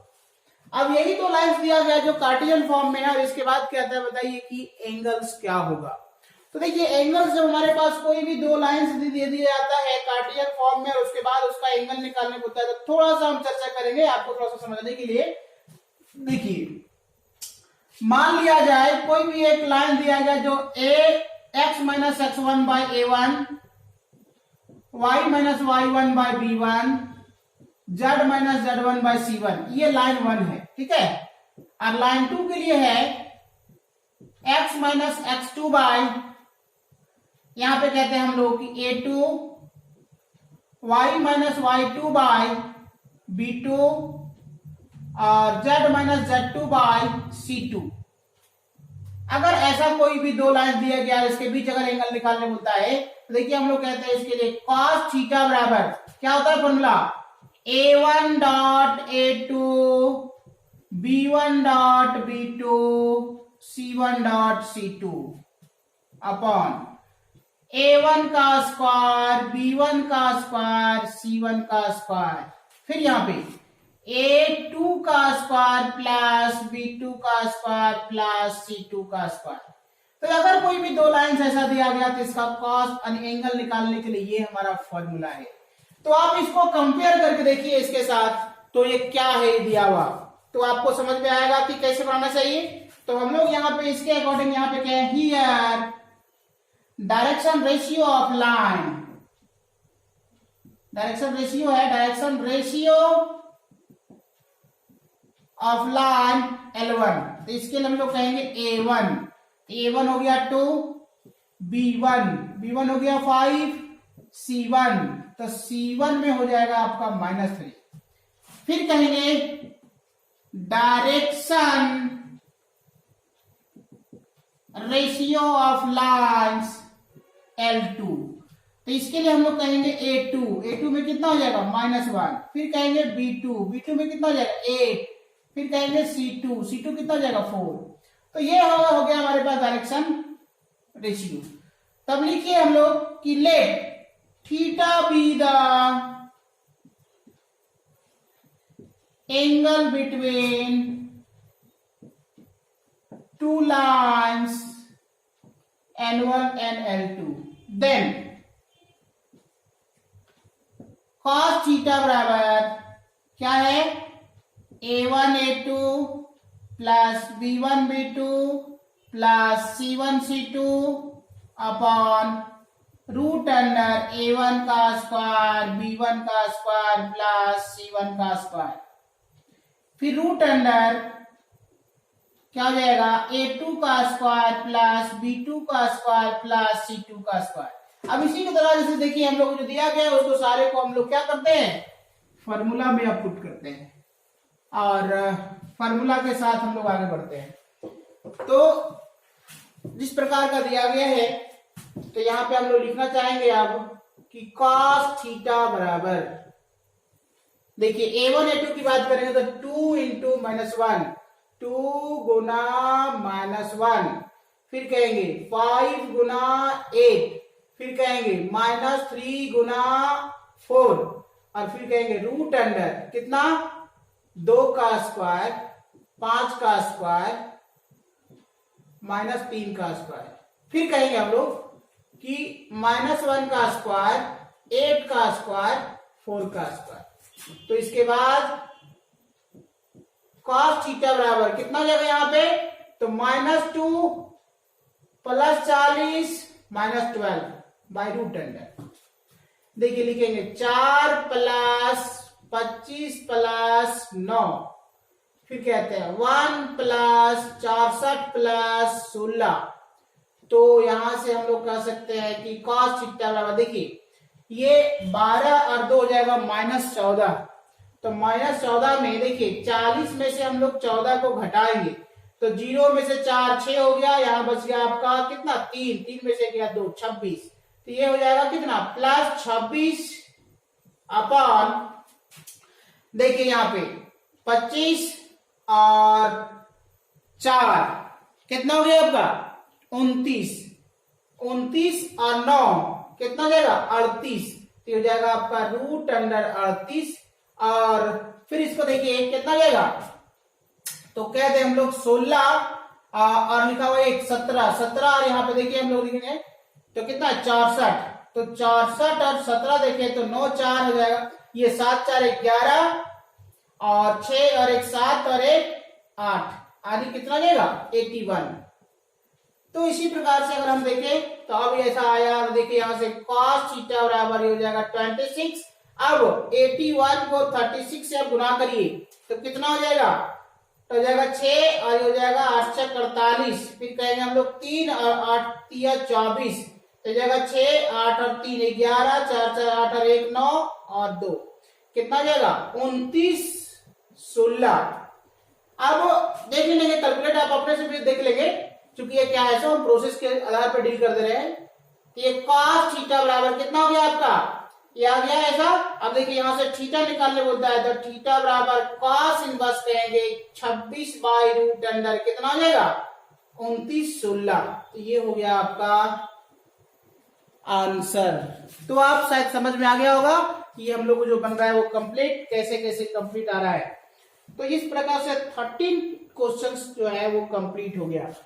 अब आते हैं क्वेश्चन नंबर 14। रुकना नहीं है बंधु, एकदम 1 बाय 1, क्योंकि हमारा प्लानिंग है कि खत्म कर देना है एकदम बिल्कुल सारे क्वेश्चन को, एक भी क्वेश्चन को छोड़ना नहीं है, सारे क्वेश्चन को डील करना है। एग्जाम में इंस्ट्रक्शन के अकॉर्डिंग आपको बनाना है। एग्जाम में ऐसा नहीं कि हम सब बता दिए तो सभी आप छाप लेंगे, ऐसा एकदम नहीं करना है, एकदम नहीं, ये सब बहुत भूल वाली बात है। तो हम लोगों को देखना है कि क्वेश्चन जो दिया गया वो, अब इसको अगला क्वेश्चन जो है उसको हम लोग कैसे बनाते हैं और कैसे हम लोग डील करते हैं। और ये क्वेश्चन थोड़ा सा लोगों को कंफ्यूजन होता है बंधु, लेकिन है जो क्या है, बहुत इजी। क्योंकि लोगों को जो होता है प्रोबेबिलिटी नाम सुनते ही डरता है, लेकिन डरना आपको नहीं है, क्योंकि हम जो आपको बताएंगे वो बिल्कुल सरल और क्या है, सिंपल शब्दों में बताएंगे।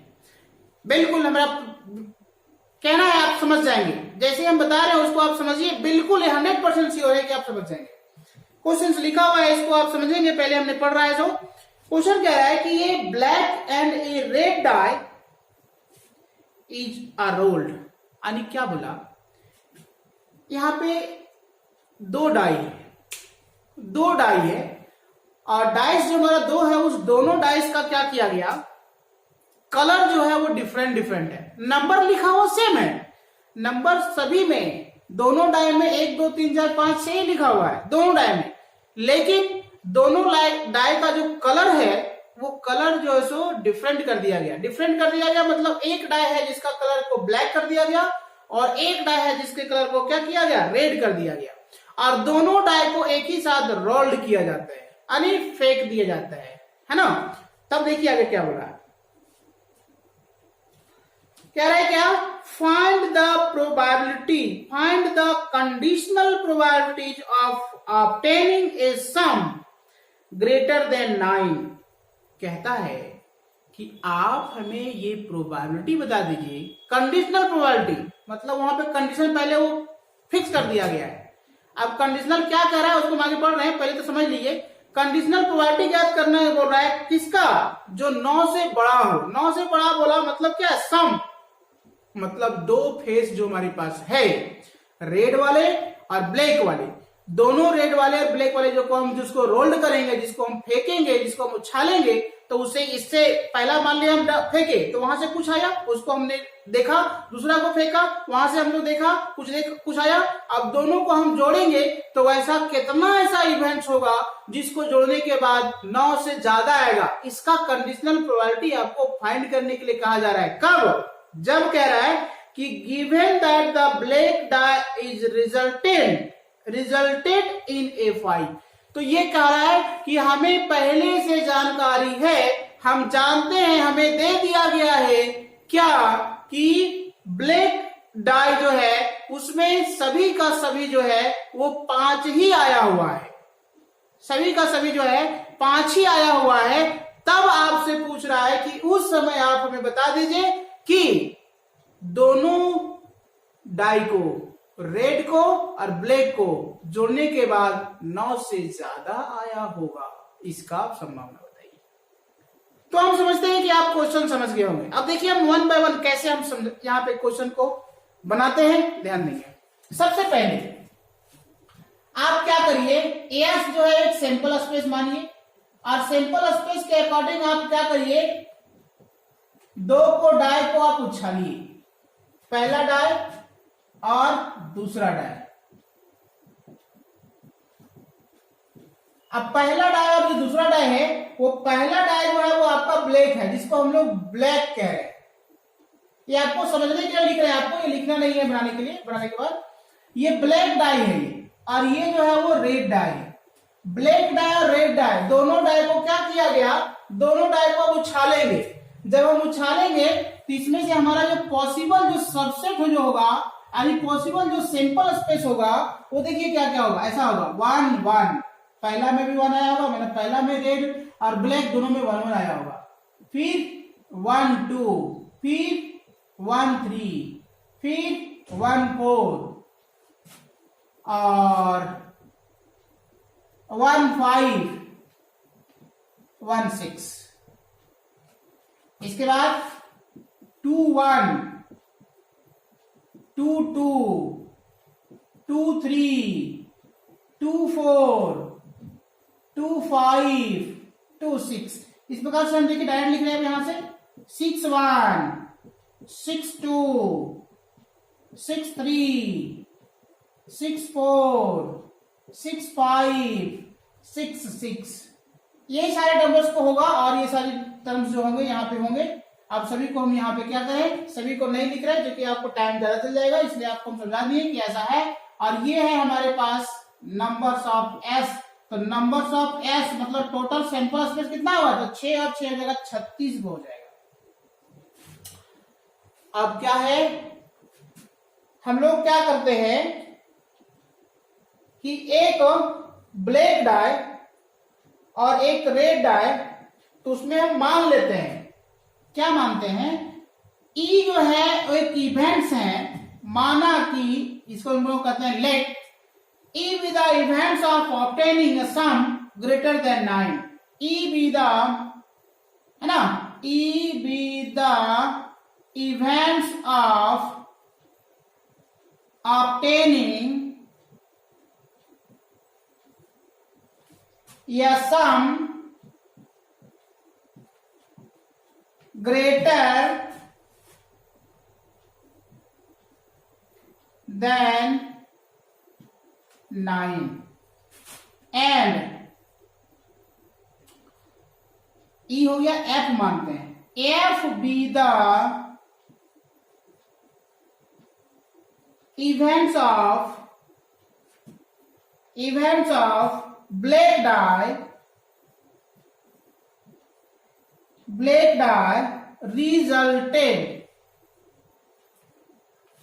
resulted in a 5। ये दो इवेंट्स हमने अपने मन से नहीं माना, जो किताब में दिया हुआ है, जो क्वेश्चन दिया हुआ है आपका सेट में, वही सेट को हम लोग मान लिया। अब इसके आधार पे तब कहेंगे हम लोग कि देन ये जो इवेंट्स है, इस इवेंट्स में क्या क्या होगा,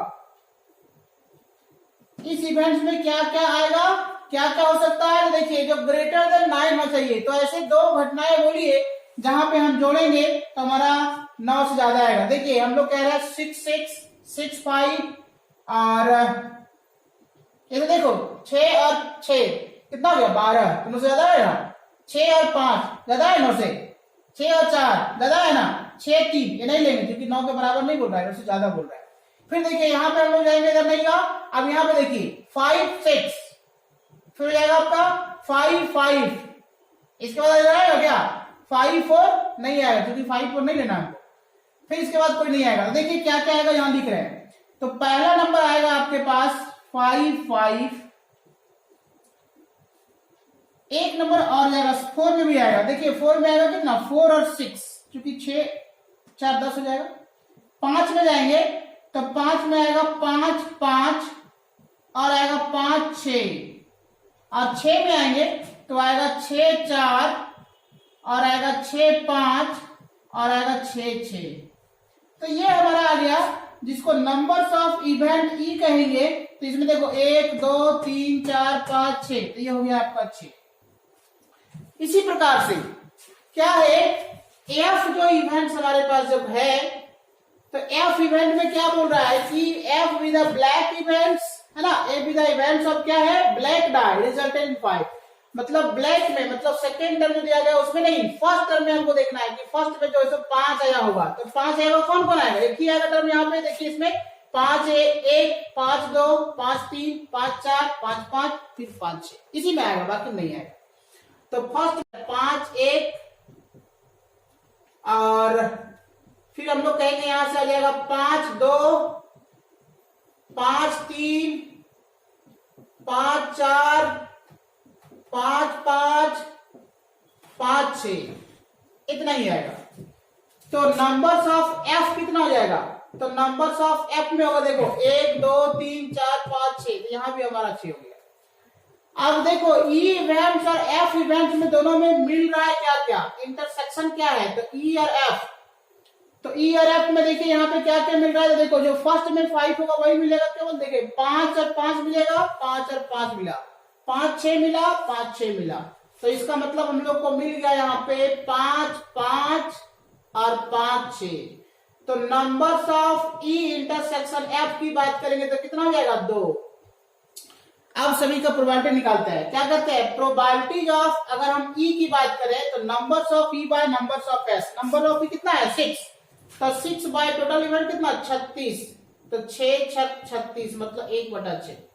अब देखिए प्रोबेबिलिटी ऑफ एफ की बात करेंगे तो कितना है, नंबर्स ऑफ एफ 6 और टोटल इवेंट कितना है 36, तो 6 6 36 मतलब 1/6। और probability of E intersection f, तो numbers of E intersection f 2 और टोटल इवेंट्स 36, तो 18 गुना 36 तो 1/18। लेकिन हम लोग क्वेश्चन में पूछ रहा है क्या कि 10 प्रोबेबिलिटी ऑफ ग्रेटर देन 9। देखिए बाय कंडीशनल प्रोबेबिलिटी आपसे पूछ रहा है कि प्रोबेबिलिटी ऑफ 9 से ग्रेटर वाला कितना माने है, ई माने है।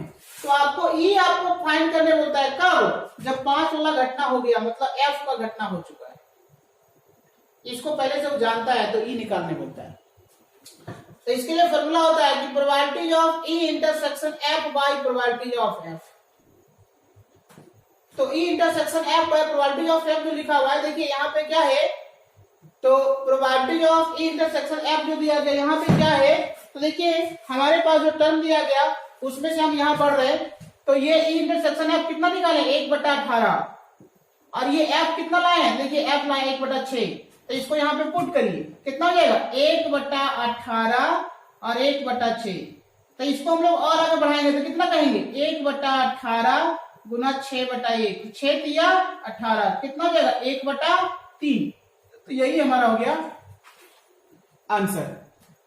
तो इस प्रकार से यहां पे हम लोग टाइप 2 यानी सेक्शन 2 को भी हमने, सेक्शन बी को भी हमने कंप्लीट कर चुका है।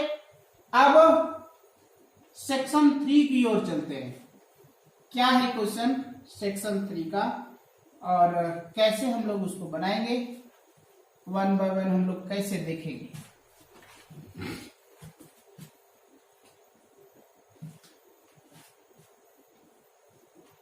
बहुत सिंपल है, बस थोड़ा सा लॉन्ग प्रोसेस है, क्योंकि 5 नंबर में क्वेश्चन आएगा तो लॉन्ग तो थोड़ा सा बनेगा ही। तो आते हैं क्वेश्चन नंबर 15 जो आपका है सेक्शन सी। सेक्शन सी का पहला क्वेश्चन है 15 नंबर, जिसमें से लिख दिया गया x बाई x माइनस 1 का होल स्क्वायर x प्लस 2 और ये लिखा हुआ dx। और तब कहता है बताइए कि ये क्या होगा। तो देखिए क्वेश्चन से आपका इंटीग्रेशन का, तो हम जानेंगे कैसे बनेगा। ध्यान दीजिए इस क्वेश्चन को बनाने जा रहे हैं हम लोग बाय पार्शियल फ्रैक्शन। तो पार्शियल फ्रैक्शंस में क्या होता है, हम लोग को पहले फैक्टर करना पड़ता है। देखिए हम लोग लिखते हैं let x by x minus 1 का whole square into x plus 2 बराबर, यहां पे कहते हैं a by x minus 1 plus b by x minus 1 का whole square plus c by x plus 2। ये हम लोग प्रोसेस पढ़ चुका है, ज्यादा हम बात नहीं करेंगे यहाँ पे, इसलिए कि अगर हम बात करेंगे तो आपका लंबा टर्म जाएगा यहाँ पे, क्योंकि इसको समझाना वाला टर्म ज्यादा है।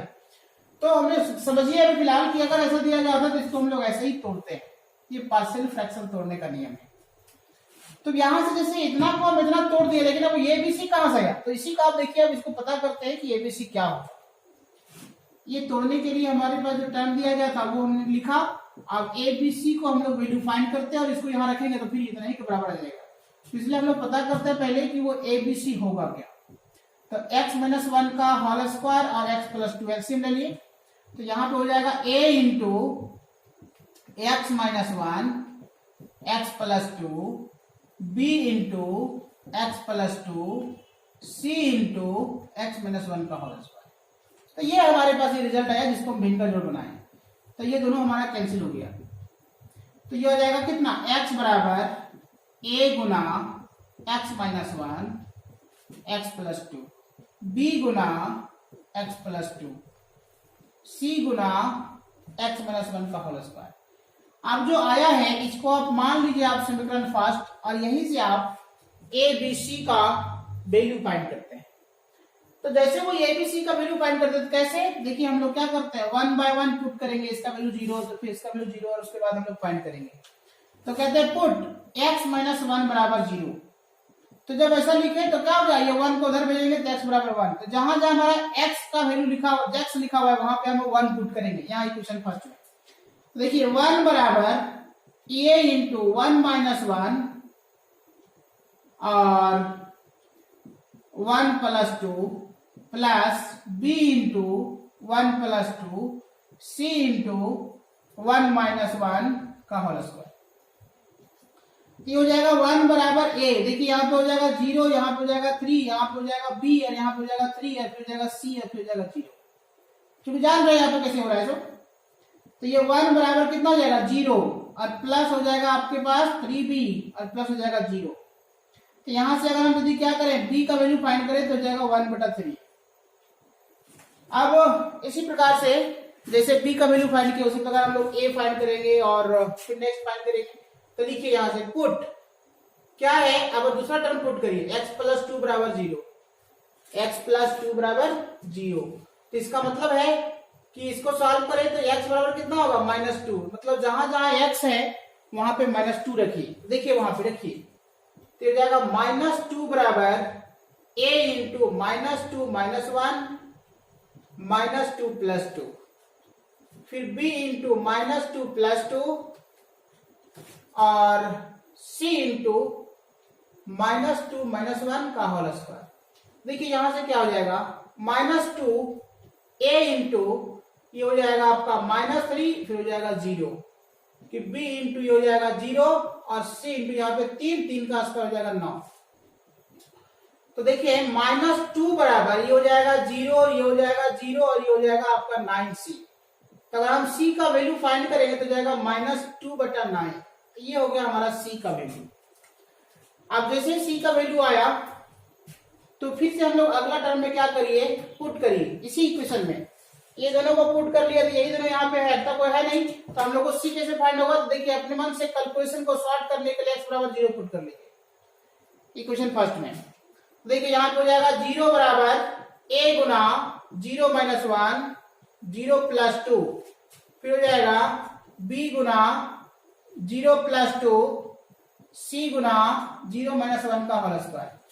तो यहां से फिर हम लोग क्या लिखेंगे, तो 0 बराबर देखिए यहाँ पे हो जाएगा a, फिर हो जाएगा -1, फिर हो जाएगा 2, फिर हो जाएगा b, फिर हो जाएगा 2 और फिर हो जाएगा c इंटू 1। तो फिर हम इसको आगे बढ़े तो ये हो जाएगा 0, फिर हो जाएगा -2a और प्लस हो जाएगा यहाँ पे 2b और प्लस हो जाएगा c। तो हमें c को ही फाइंड करना है, तो ये सभी को इधर ले आइए। तो देखिए हम लोग कर सकते हैं कि c बराबर -2a था, इधर चला गया तो क्या हो गया +2a और b जाएगा कितना जाएगा -2b। अब इसके आधार पे क्या है, देखिए abc हमको पता है, ab पता है, हम लोग c फाइंड कर लेंगे। तो c बराबर 2 गुना a का वैल्यू कितना है, देखिए यहाँ पे निकाल चुके हैं, और सॉरी हम लोगों को निकालना क्या है, b और c पता है ना, b और c पता है, ये फाइंड करना है। चलिए ऐसा नहीं करते हैं, ये क्या करते हैं, इसी को हम लोग क्या देख रहे हैं इधर ले आते हैं। तो क्या हो जाएगा -2a इज इक्वल टू यहाँ पे हो जाएगा 2b प्लस c। हमको ये ही फाइंड करना था, हम गलती मार ध्यान नहीं दिए। तो a बराबर क्या है, 2 को इधर भागा में भेज दिए, कितना जाएगा, तो माइनस हो जाएगा, ये जो लिखा है 2 जो लिखा हुआ था वो -1/2 हो जाएगा। तो अब इसको यहाँ पे लिखे तो ये हो जाएगा a बराबर कितना, तो -b और प्लस 1/2c, माइनस में हो जाएगा 1/2c। अब इसके बाद देखिए ये हो जाएगा b का वैल्यू कितना -1/3 और माइनस माइनस कितना जाएगा प्लस, ये हो जाएगा आपके पास 2/9, 2 और 2 कैंसिल हो जाएगा। तो यहाँ के बाद हम लोग लिखेंगे यहाँ से क्या हो जाएगा a बराबर, तो देखेंगे -1/3 और 1/9। तो एलसीएम यदि हम लेते हैं तो एलसीएम में आपका 9 आएगा। तो देखिए यहाँ पे कितना लिखेंगे -3 और +1, तो ये हो जाएगा 2/9, ये हो जाएगा हमारा a का वैल्यू। तो इस प्रकार से हमारा a, b और c सारा फाइंड हो गया। तो हम लोग क्वेश्चन में आएंगे, देखिए यहाँ से हम हटाते हैं क्योंकि हमको क्वेश्चन में अभी सब जरूरत नहीं है। अब हमें जरूरत है केवल a, b, c का वैल्यू। तो a, b, c का वैल्यू तक हम लोग पहुंचते हैं। तो यहाँ के बाद हम लोग कहेंगे 9, आई बराबर जो हमारे पास क्वेश्चन दिया गया है x by x minus one का whole square x plus two और dx। देखिए इसका बदले हम लोग लिख सकते हैं दिस, तो क्या हो जाएगा a by x minus one b by x minus one का whole square c by x plus two और ये हो जाएगा आपका dx। तो देखिए यहां से अब इसको अलग अलग करिए, a को बाहर कर लिए, वन बाई हो जाएगा x minus one dx, b को हम लोग बाहर कर लिए और इसको ऊपर ले लीजिए। यहाँ पे पावर जो दिया गया है यहाँ पे कितना लिखा हुआ है 2, तो 2 के लिए हम लोग को यहाँ पे इंटीग्रेशन नहीं होगा, इसको ऊपर ले जाएंगे तब हमारा इंटीग्रेट होगा, इसलिए x माइनस वन के पावर माइनस टू और dx प्लस फिर यहाँ पे देखिए इसके लिए हम लोग सिंपल लिखेंगे कि x प्लस टू dx, है ना। तो जिस प्रकार का ये दिया गया है तो इसी को लेकर के हम यदि आगे बढ़ते हैं तो क्या होगा, देखिए a का वैल्यू कितना था हमारे पास 2/9, तो लिखिए आप 2/9 और यहाँ का इंटीग्रेशन क्या हो जाएगा log कितना हो जाएगा x माइनस वन, b के बदले क्या था 1/3, तो देखिए 1/3 और ये जो लिखा है इसका इंटीग्रेशन क्या हो जाएगा x माइनस वन के पावर माइनस वन बटा माइनस वन और c के बदले कितना है रिजल्ट तो -2/9, देखिए सब लिखा हुआ है यहाँ पे और इसके इंटीग्रेशन में क्या हो जाएगा तो हो जाएगा log x प्लस टू, सब इंटीग्रेट हो चुका है इसलिए प्लस c। अब इसको एक स्टेप और बढ़िए तो क्या लिखिए 2/9 log x माइनस वन और प्लस माइनस माइनस 1/3 और इसको फिर लिख दीजिए ये हो जाएगा x माइनस वन और 2/9 log x plus two plus, देखिए अब ये और ये एक साथ रख सकते हैं और दोनों के बीच से भागा लगा सकते हैं क्योंकि 2/9 देखिए एक स्टेप और बढ़ाते हैं, ध्यान देंगे तो बिल्कुल बहुत तरीके से एकदम जिस प्रकार का दिया गया है तो हम लोग यहां से देखना चाहेंगे कि एक देखिए 2/9 दोनों को हम लोग ले लिए कॉमन, है ना, तो ये जाएगा log m minus log m, तो जाएगा log m बाई n, तो देखिए लिखेंगे हम लोग कि log हो जाएगा x माइनस वन और x plus to, x minus one x plus two और माइनस फिर इसको लिख दीजिए क्या हो जाएगा 1/3 और 1/x माइनस वन और प्लस c, ये आपका हो गया आंसर। ये है क्वेश्चन नंबर 15 का आंसर। क्वेश्चन नंबर 15 का आंसर, है ना। तो चलिए अब हम लोग अगले क्वेश्चन चलते हैं, क्वेश्चन नंबर 16 की ओर। क्या है क्वेश्चन नंबर 16, कैसे यहां से बनेगा इसको हम लोग देखते हैं।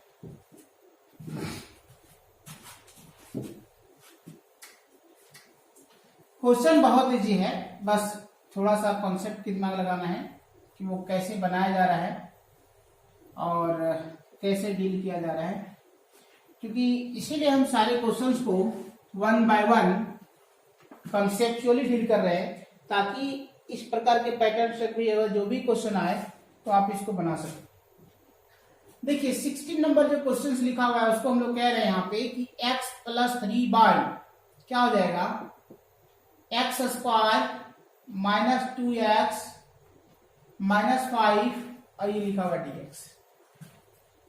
तो अब ध्यान देंगे कि यहाँ पे अगर क्या है कि ये नहीं रहता तो हम लोग कुछ दूसरा तरीके से बनाते, लेकिन यहाँ जो ये दिखने के कारण हम लोग अब इसको बनाने का जो काम करते हैं वो क्या करते हैं, थोड़ा ध्यान देंगे, इसको मानते हैं हम लोग लेट, ये जो दिया गया है इसके टर्म को हम लोग मानते हैं कि नंबरेटर बराबर a Guna differentiation of denominator और प्लस b, तब क्या हो जाएगा x plus 3 a Guna 2x minus 2 minus 0 plus b, तब फिर कहेंगे x प्लस 3 बराबर a Guna 2x minus 2 plus b। ये हमारा देखिए एक बहुत ही टर्म सिंपल टर्म आया, ध्यान रखेंगे इंपॉर्टेंट है, इतना के बदले ये हम लोग ऐसा लिख सकते हैं। तो ऐसा जब लिख सकते हैं तो यहाँ a और b हमारा नया टर्म है, तो a और b क्या होगा, देखिए a और b फाइंड करते हैं। तो कह रहे हैं कि x प्लस 3 बराबर इसको गुना कर दिए अंदर तो हो जाएगा 2ax minus 2a plus b, अब इसको देखिए, यहां पे देखिए वेरिएबल्स है, यहाँ पे वेरिएबल्स है, यहाँ कांस्टेंट है, यहाँ कांस्टेंट है। इक्वेट करिए, लिखिए कि इक्वेटिंग द कॉरस्पॉन्डिंग एलिमेंट्स या equating the variable and constant.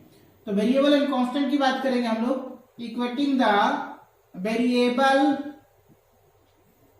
And constant, तो देखिए ये हो जाएगा x बराबर कितना 2ax और कांस्टेंट में हो जाएगा 3 बराबर -2a प्लस b। तो ये x से x कैंसिल हो गया, तो यहाँ 1 बचा, तो a बराबर कितना हो गया 1/2। अब b फाइंड करना है।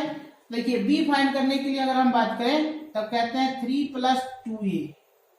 देखिए ये हो जाएगा 3 और +2 और एक जगह पे कितना है 1/2। 2 खत्म हो गया, कितना बच गया 3 और 1 4। तो ये हो गया हमारा a और b का वैल्यू। अब जैसे वो a और b का वैल्यू आया, उन सारे टर्म को हम लोग लेके चलते हैं। तो कैसे यहां तक आएगा, तो कहते हैं हम लोग कि नौ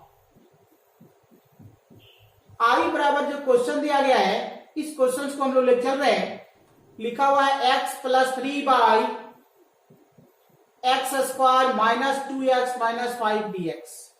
देखिए यहां जो लिखा हुआ है, ध्यान देंगे कि x + 3 जो लिखा हुआ है, देखिए x + 3 के बदले हम लोग ऐसा लिखे, मतलब इतना की जगह पे हम ऐसा पुट कर सकते हैं। देखिए पुट कर रहे हैं कि a × 2x - 2 + b √x² -2x - 5। अब इसको अलग अलग करिए, क्या हो जाएगा a × 2x - 2 x² 2x - 5 dx और b/x² -2x - 5 और ये हो जाएगा dx। अब जैसे वो ऐसा आया तो हम लोग पुनः फिर बात करें, तो देखिए यहां से कि ये जो दिया गया उसी का डेरिवेटिव है, तो डेरिवेटिव तो लाए हैं तो रहेगा ही। देखिए 2x - 2 क्या हो जाएगा x² -2x - 5 और dx और प्लस b को यहां से बाहर कर दिए तो 1/। देखिए जो लिखा है उसको क्या लिखा है, थोड़ा ध्यान देंगे, यहाँ पे एकदम बिल्कुल ध्यान देंगे। ये जो लिखा है x² लिख दिए, 2x को लिख रहे हैं 2 × x × 1। अब काहे लिखे से आपको पता चल गया होगा। तो क्या है 1 है तो लिखिए 1 का स्क्वायर -1 का स्क्वायर -5 और ये हो जाएगा dx, है ना। क्यों किया ऐसा, क्योंकि हमारे पास जो दिया गया है इसको ये फॉर्मूला में कन्वर्ट करना था, है ना। तो देखिए a के बदले, अब a के बदले हम लोग को फाइंड कर चुके हैं 1/2, लिखिए 1/2। अगर यदि आप इसको z मानेंगे तो इसका डेरिवेटिव ऊपर लिखा हुआ है, देखिए इसको लिख सकते हैं हमेशा, क्या जाएगा ये dz बाय हो जाएगा z। आप इसको मान लेंगे, डायरेक्ट लिखिए और b का वैल्यू 4 हो गया और 1/, देखिए यहां से यहां तक के बीच में हमारा फॉर्मूला है, क्या फॉर्मूला है x - 1 का होल स्क्वायर और ये क्या है -1 -5 कितना जाएगा -6, फिर हो जाएगा यहाँ पे dx। अब जिस प्रकार से दिया गया इसको हम आगे बढ़ाते हैं तो क्या कहेंगे, देखिए 1/2 ये है, उसको इंटीग्रेट करेंगे तो जाएगा log z और +4। अब इसको लिखेंगे क्या जाएगा 1/z - 1 का होल स्क्वायर, z - 1 का होल स्क्वायर, इसके बदले कितना जाएगा √6 का होल स्क्वायर और ये हो जाएगा dx। तो देखिए ये हो जाएगा 1/2 log z के बदले कितना, तो कहते हैं हम लोग कि x² -2x - 5 प्लस ये हो गया 4। और देखिए ये फॉर्मूला है आपका, ये क्या है आपका, ये फॉर्मूला है, क्या है फॉर्मूला कि 1/x² -a² हो 1/x² -a² हो, तो इसके लिए होता है फॉर्मूला 1/2a, एक जगह पे √6, फिर हो जाएगा आपका log, है ना। log क्या है, तो हम लोग कहते हैं इसके लिए जो हमारे पास दिया गया उसमें आता है तो x - a/x + a। देखिए x - 1 -√6 बाय क्या हो जाएगा x - 1 + √6 और ये हो गया c। तो ये हो गया आपका आंसर, जिसको यहां से हम लोग 2 हटा भी सकते हैं। तो इस प्रकार से क्या हुआ, क्वेश्चन नंबर 16 जो है वो कंप्लीट हुआ। नेक्स्ट, बहुत बहुत बहुत बहुत क्वेश्चन जो दिया गया है, अगला जो है वो आपका है 3 डायमेंशनल ज्योमेट्री से। जो क्वेश्चंस दिया गया है 3 डायमेंशनल ज्योमेट्री का, क्या लिखा हुआ है, अच्छा सॉरी, वेक्टर्स का क्वेश्चन दिया हुआ है। Dot product cross product find करना है, आप जानते हैं, बहुत ही सिंपल है, एकदम 1 बाय 1 जानते हैं। देखो हम लिख रहे हैं, गिवन दैट वेक्टर्स ए बराबर, हम लोग कहते हैं वेक्टर्स ए बराबर कहते हैं क्या, आई प्लस जे प्लस के। वेक्टर्स बी बराबर कहते हैं आई माइनस जे माइनस के। और तब आपको फाइंड करने के लिए बोला जा रहा है भाई, क्या बोल रहा है, 3 of vectors A plus B. दूसरा कह रहा है हम लोगों को कि vectors A dot vectors B. तीसरा कह रहा है हम लोगों को कि vectors A cross vectors B. और चौथा कह रहा है हम लोगों को वेक्टर्स ए का स्क्वायर। और पांचवा कह रहा है हम लोगों को प्रोजेक्शन। क्या रहा है, प्रोजेक्शन कह रहा है, किसके किसके बीच, projection of vectors b a on vectors b, यही तो है। तो चलिए हम लोग देखते हैं अब कि ये कितना इंपॉर्टेंट है और कितना सिंपल है। जैसे क्वेश्चन नंबर पहला बनाने जा रहे हैं, तो पहला में लिखा हुआ है कि 3 of vectors A plus vectors B. तो 3 ऑफ वेक्टर्स ए में देखिए क्या लिखा हुआ है, आई प्लस जे प्लस के। और प्लस वेक्टर्स बी में क्या लिखा हुआ है, आई माइनस जे माइनस के। अब इसको गुना करिए और जोड़ दीजिए, बस हो गया कहानी। तो कितना कहते हैं, 3i प्लस 3j और plus 3k plus i minus j minus k। तो सेम घटाने का जोड़ने का काम करना है। 3 और 1 4, 3 में से 1 चला गया 2, 3 में से 1 चला गया 2, यही तो है पहला। दूसरा कह रहा है कि vectors A dot vectors B. तो वेक्टर्स ए को आप लिखिए I plus J plus K और vectors I minus J minus K. अब डॉट प्रोडक्ट फाइंड करिए, तो आई को आई के साथ 1, जे को माइनस जे के साथ -1, के को माइनस के साथ -1, माइनस माइनस -1 -1 -2 और -2 और 1 -1। तो ये हो गया हमारा vectors A dot vectors B.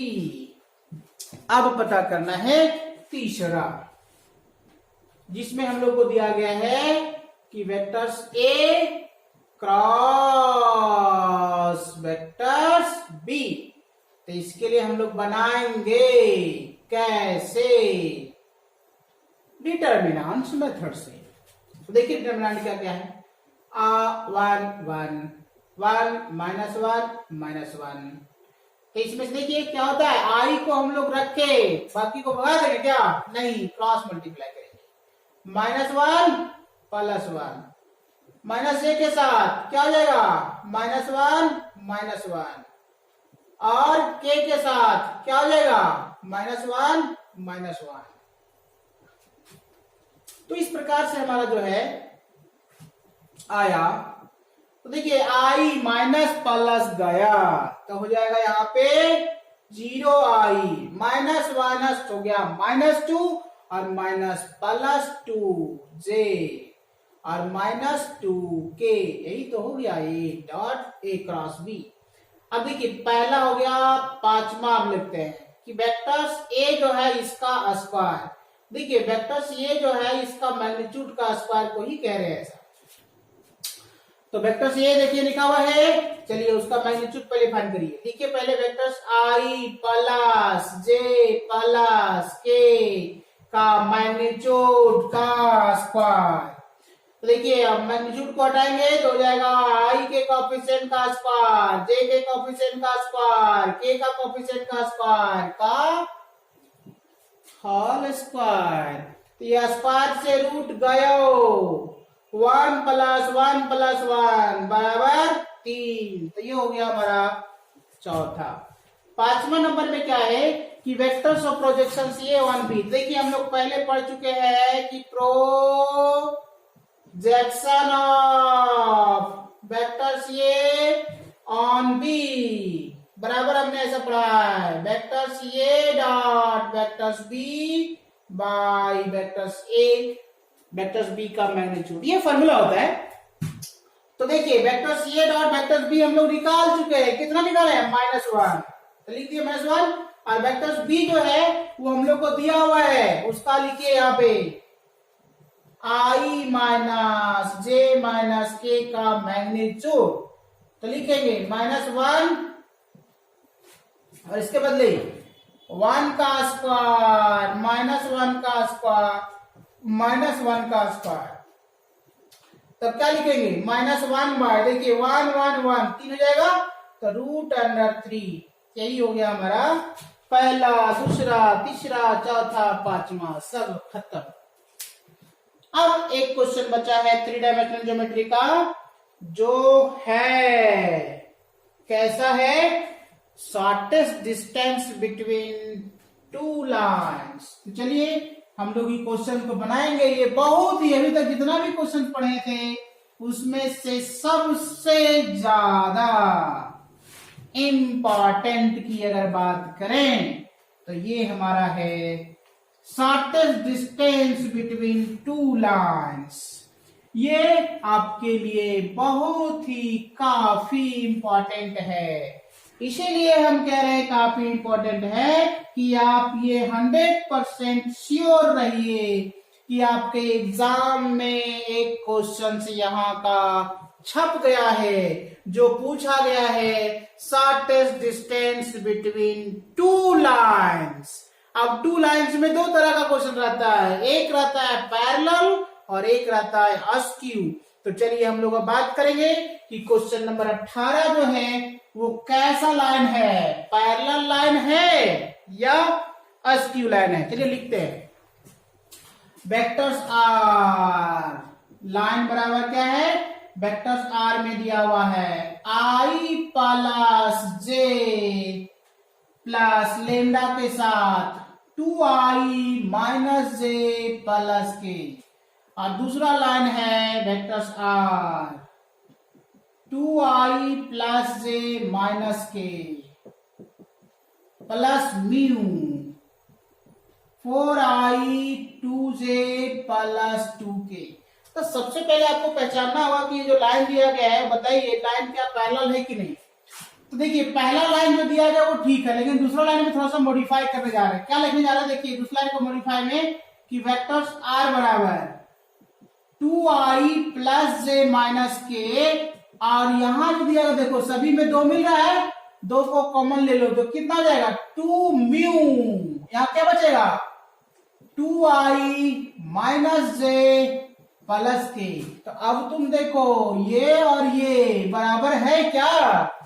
तो हम लोगों को कोई भी दो ऐसे लाइन दिया जाए तो पैरेलल होने के लिए यही दोनों को देखते हैं हम लोग कि वो बराबर होना चाहिए। तो बराबर है, बराबर है, इसका मतलब ये लाइन पैरेलल है। तो पैरेलल के फॉर्मूला के अकॉर्डिंग हम लोग बनाएंगे इसको, और वो क्या होगा चलिए देखते हैं। तो कहते हैं हम लोग हियर वेक्टर्स में A1 जो है वो लिखा हुआ मिलेगा I प्लस J, क्योंकि यहाँ पे कहते हैं इसको A1, इसको कहते हैं A2 और ये कहेंगे B। तो ये हो जाएगा फिर हमारा A2 बराबर 2I plus J minus K, और वेक्टर्स B बराबर कितना हो जाएगा? 2I minus J plus K। अब शॉर्टेस्ट डिस्टेंस फाइंड करना है, तो लिखिए हम लोग फॉर्मूला लिखते हैं। क्या लिखते हैं कि ले D be the shortest distance between two parallel lines। दो पैरेलल लाइन की बात हम लोग करते हैं, तो यहाँ क्या क्या आएगा, तो हम लोग लेते हैं 2 पैरेलल लाइंस के लिए होता है, इसलिए D बराबर कहेंगे हम लोग कि vectors A2 minus A1 cross vectors B और वेक्टर्स B के मैग्नीट्यूड्स और मॉडुलस। ये है हमारा फॉर्मूला। तो इस फॉर्मूला को हम लोग आगे बढ़ाते हैं और देखते हैं कि वो कैसे यहां से हमारा कंप्लीट आएगा इसका आंसर तक। तो जिस प्रकार का दिया गया, देखिए हम लोग कहते हैं यहाँ पे A2 माइनस A1 यहाँ फाइंड करते हैं और वेक्टर्स B जो दिया गया उसके बीच क्रॉस प्रोडक्ट फाइंड करते हैं, उसके बाद यहाँ पे हम पुट करेंगे। देखिए हम इधर बनाते हैं, ध्यान देंगे।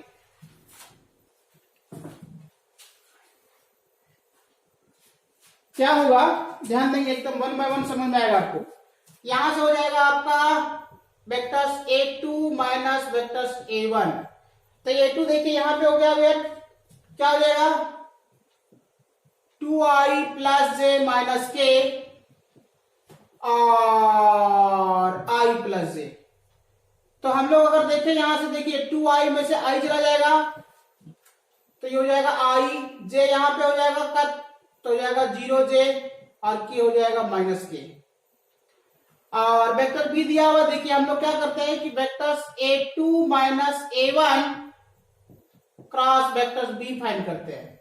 तो ये डिटर्मिनेंट्स मेथड से देखिए क्या लिखा हुआ है वहां पे, तो A2 माइनस A1 की बात करें तो हमारे पास देखिए लिखा हुआ है, साथ इसको पहले लिखिए i j k के साथ ये 1 0 माइनस 1, और वेक्टर्स b में क्या लिखा हुआ है 2 माइनस 1 और 1।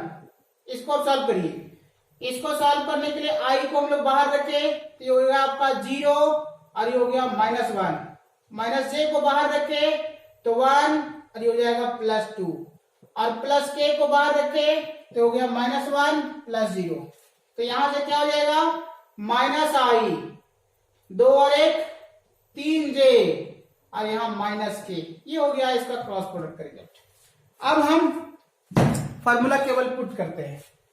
तो देखिए यहाँ पे जो हम जान रहे हैं यहीं पे पुट कर लेते हैं। देखिए वेक्टर d बराबर क्या हो जाएगा A2 minus A1 cross b, देखिए यहाँ पे फाइंड किए हुए यहाँ पे, तो देखिए क्या हो जाएगा minus i minus 3j minus k का मैग्नीट्यूड और वेक्टर्स b जो है इसका magnitude 2ij plus k total का फिर मॉडुलस।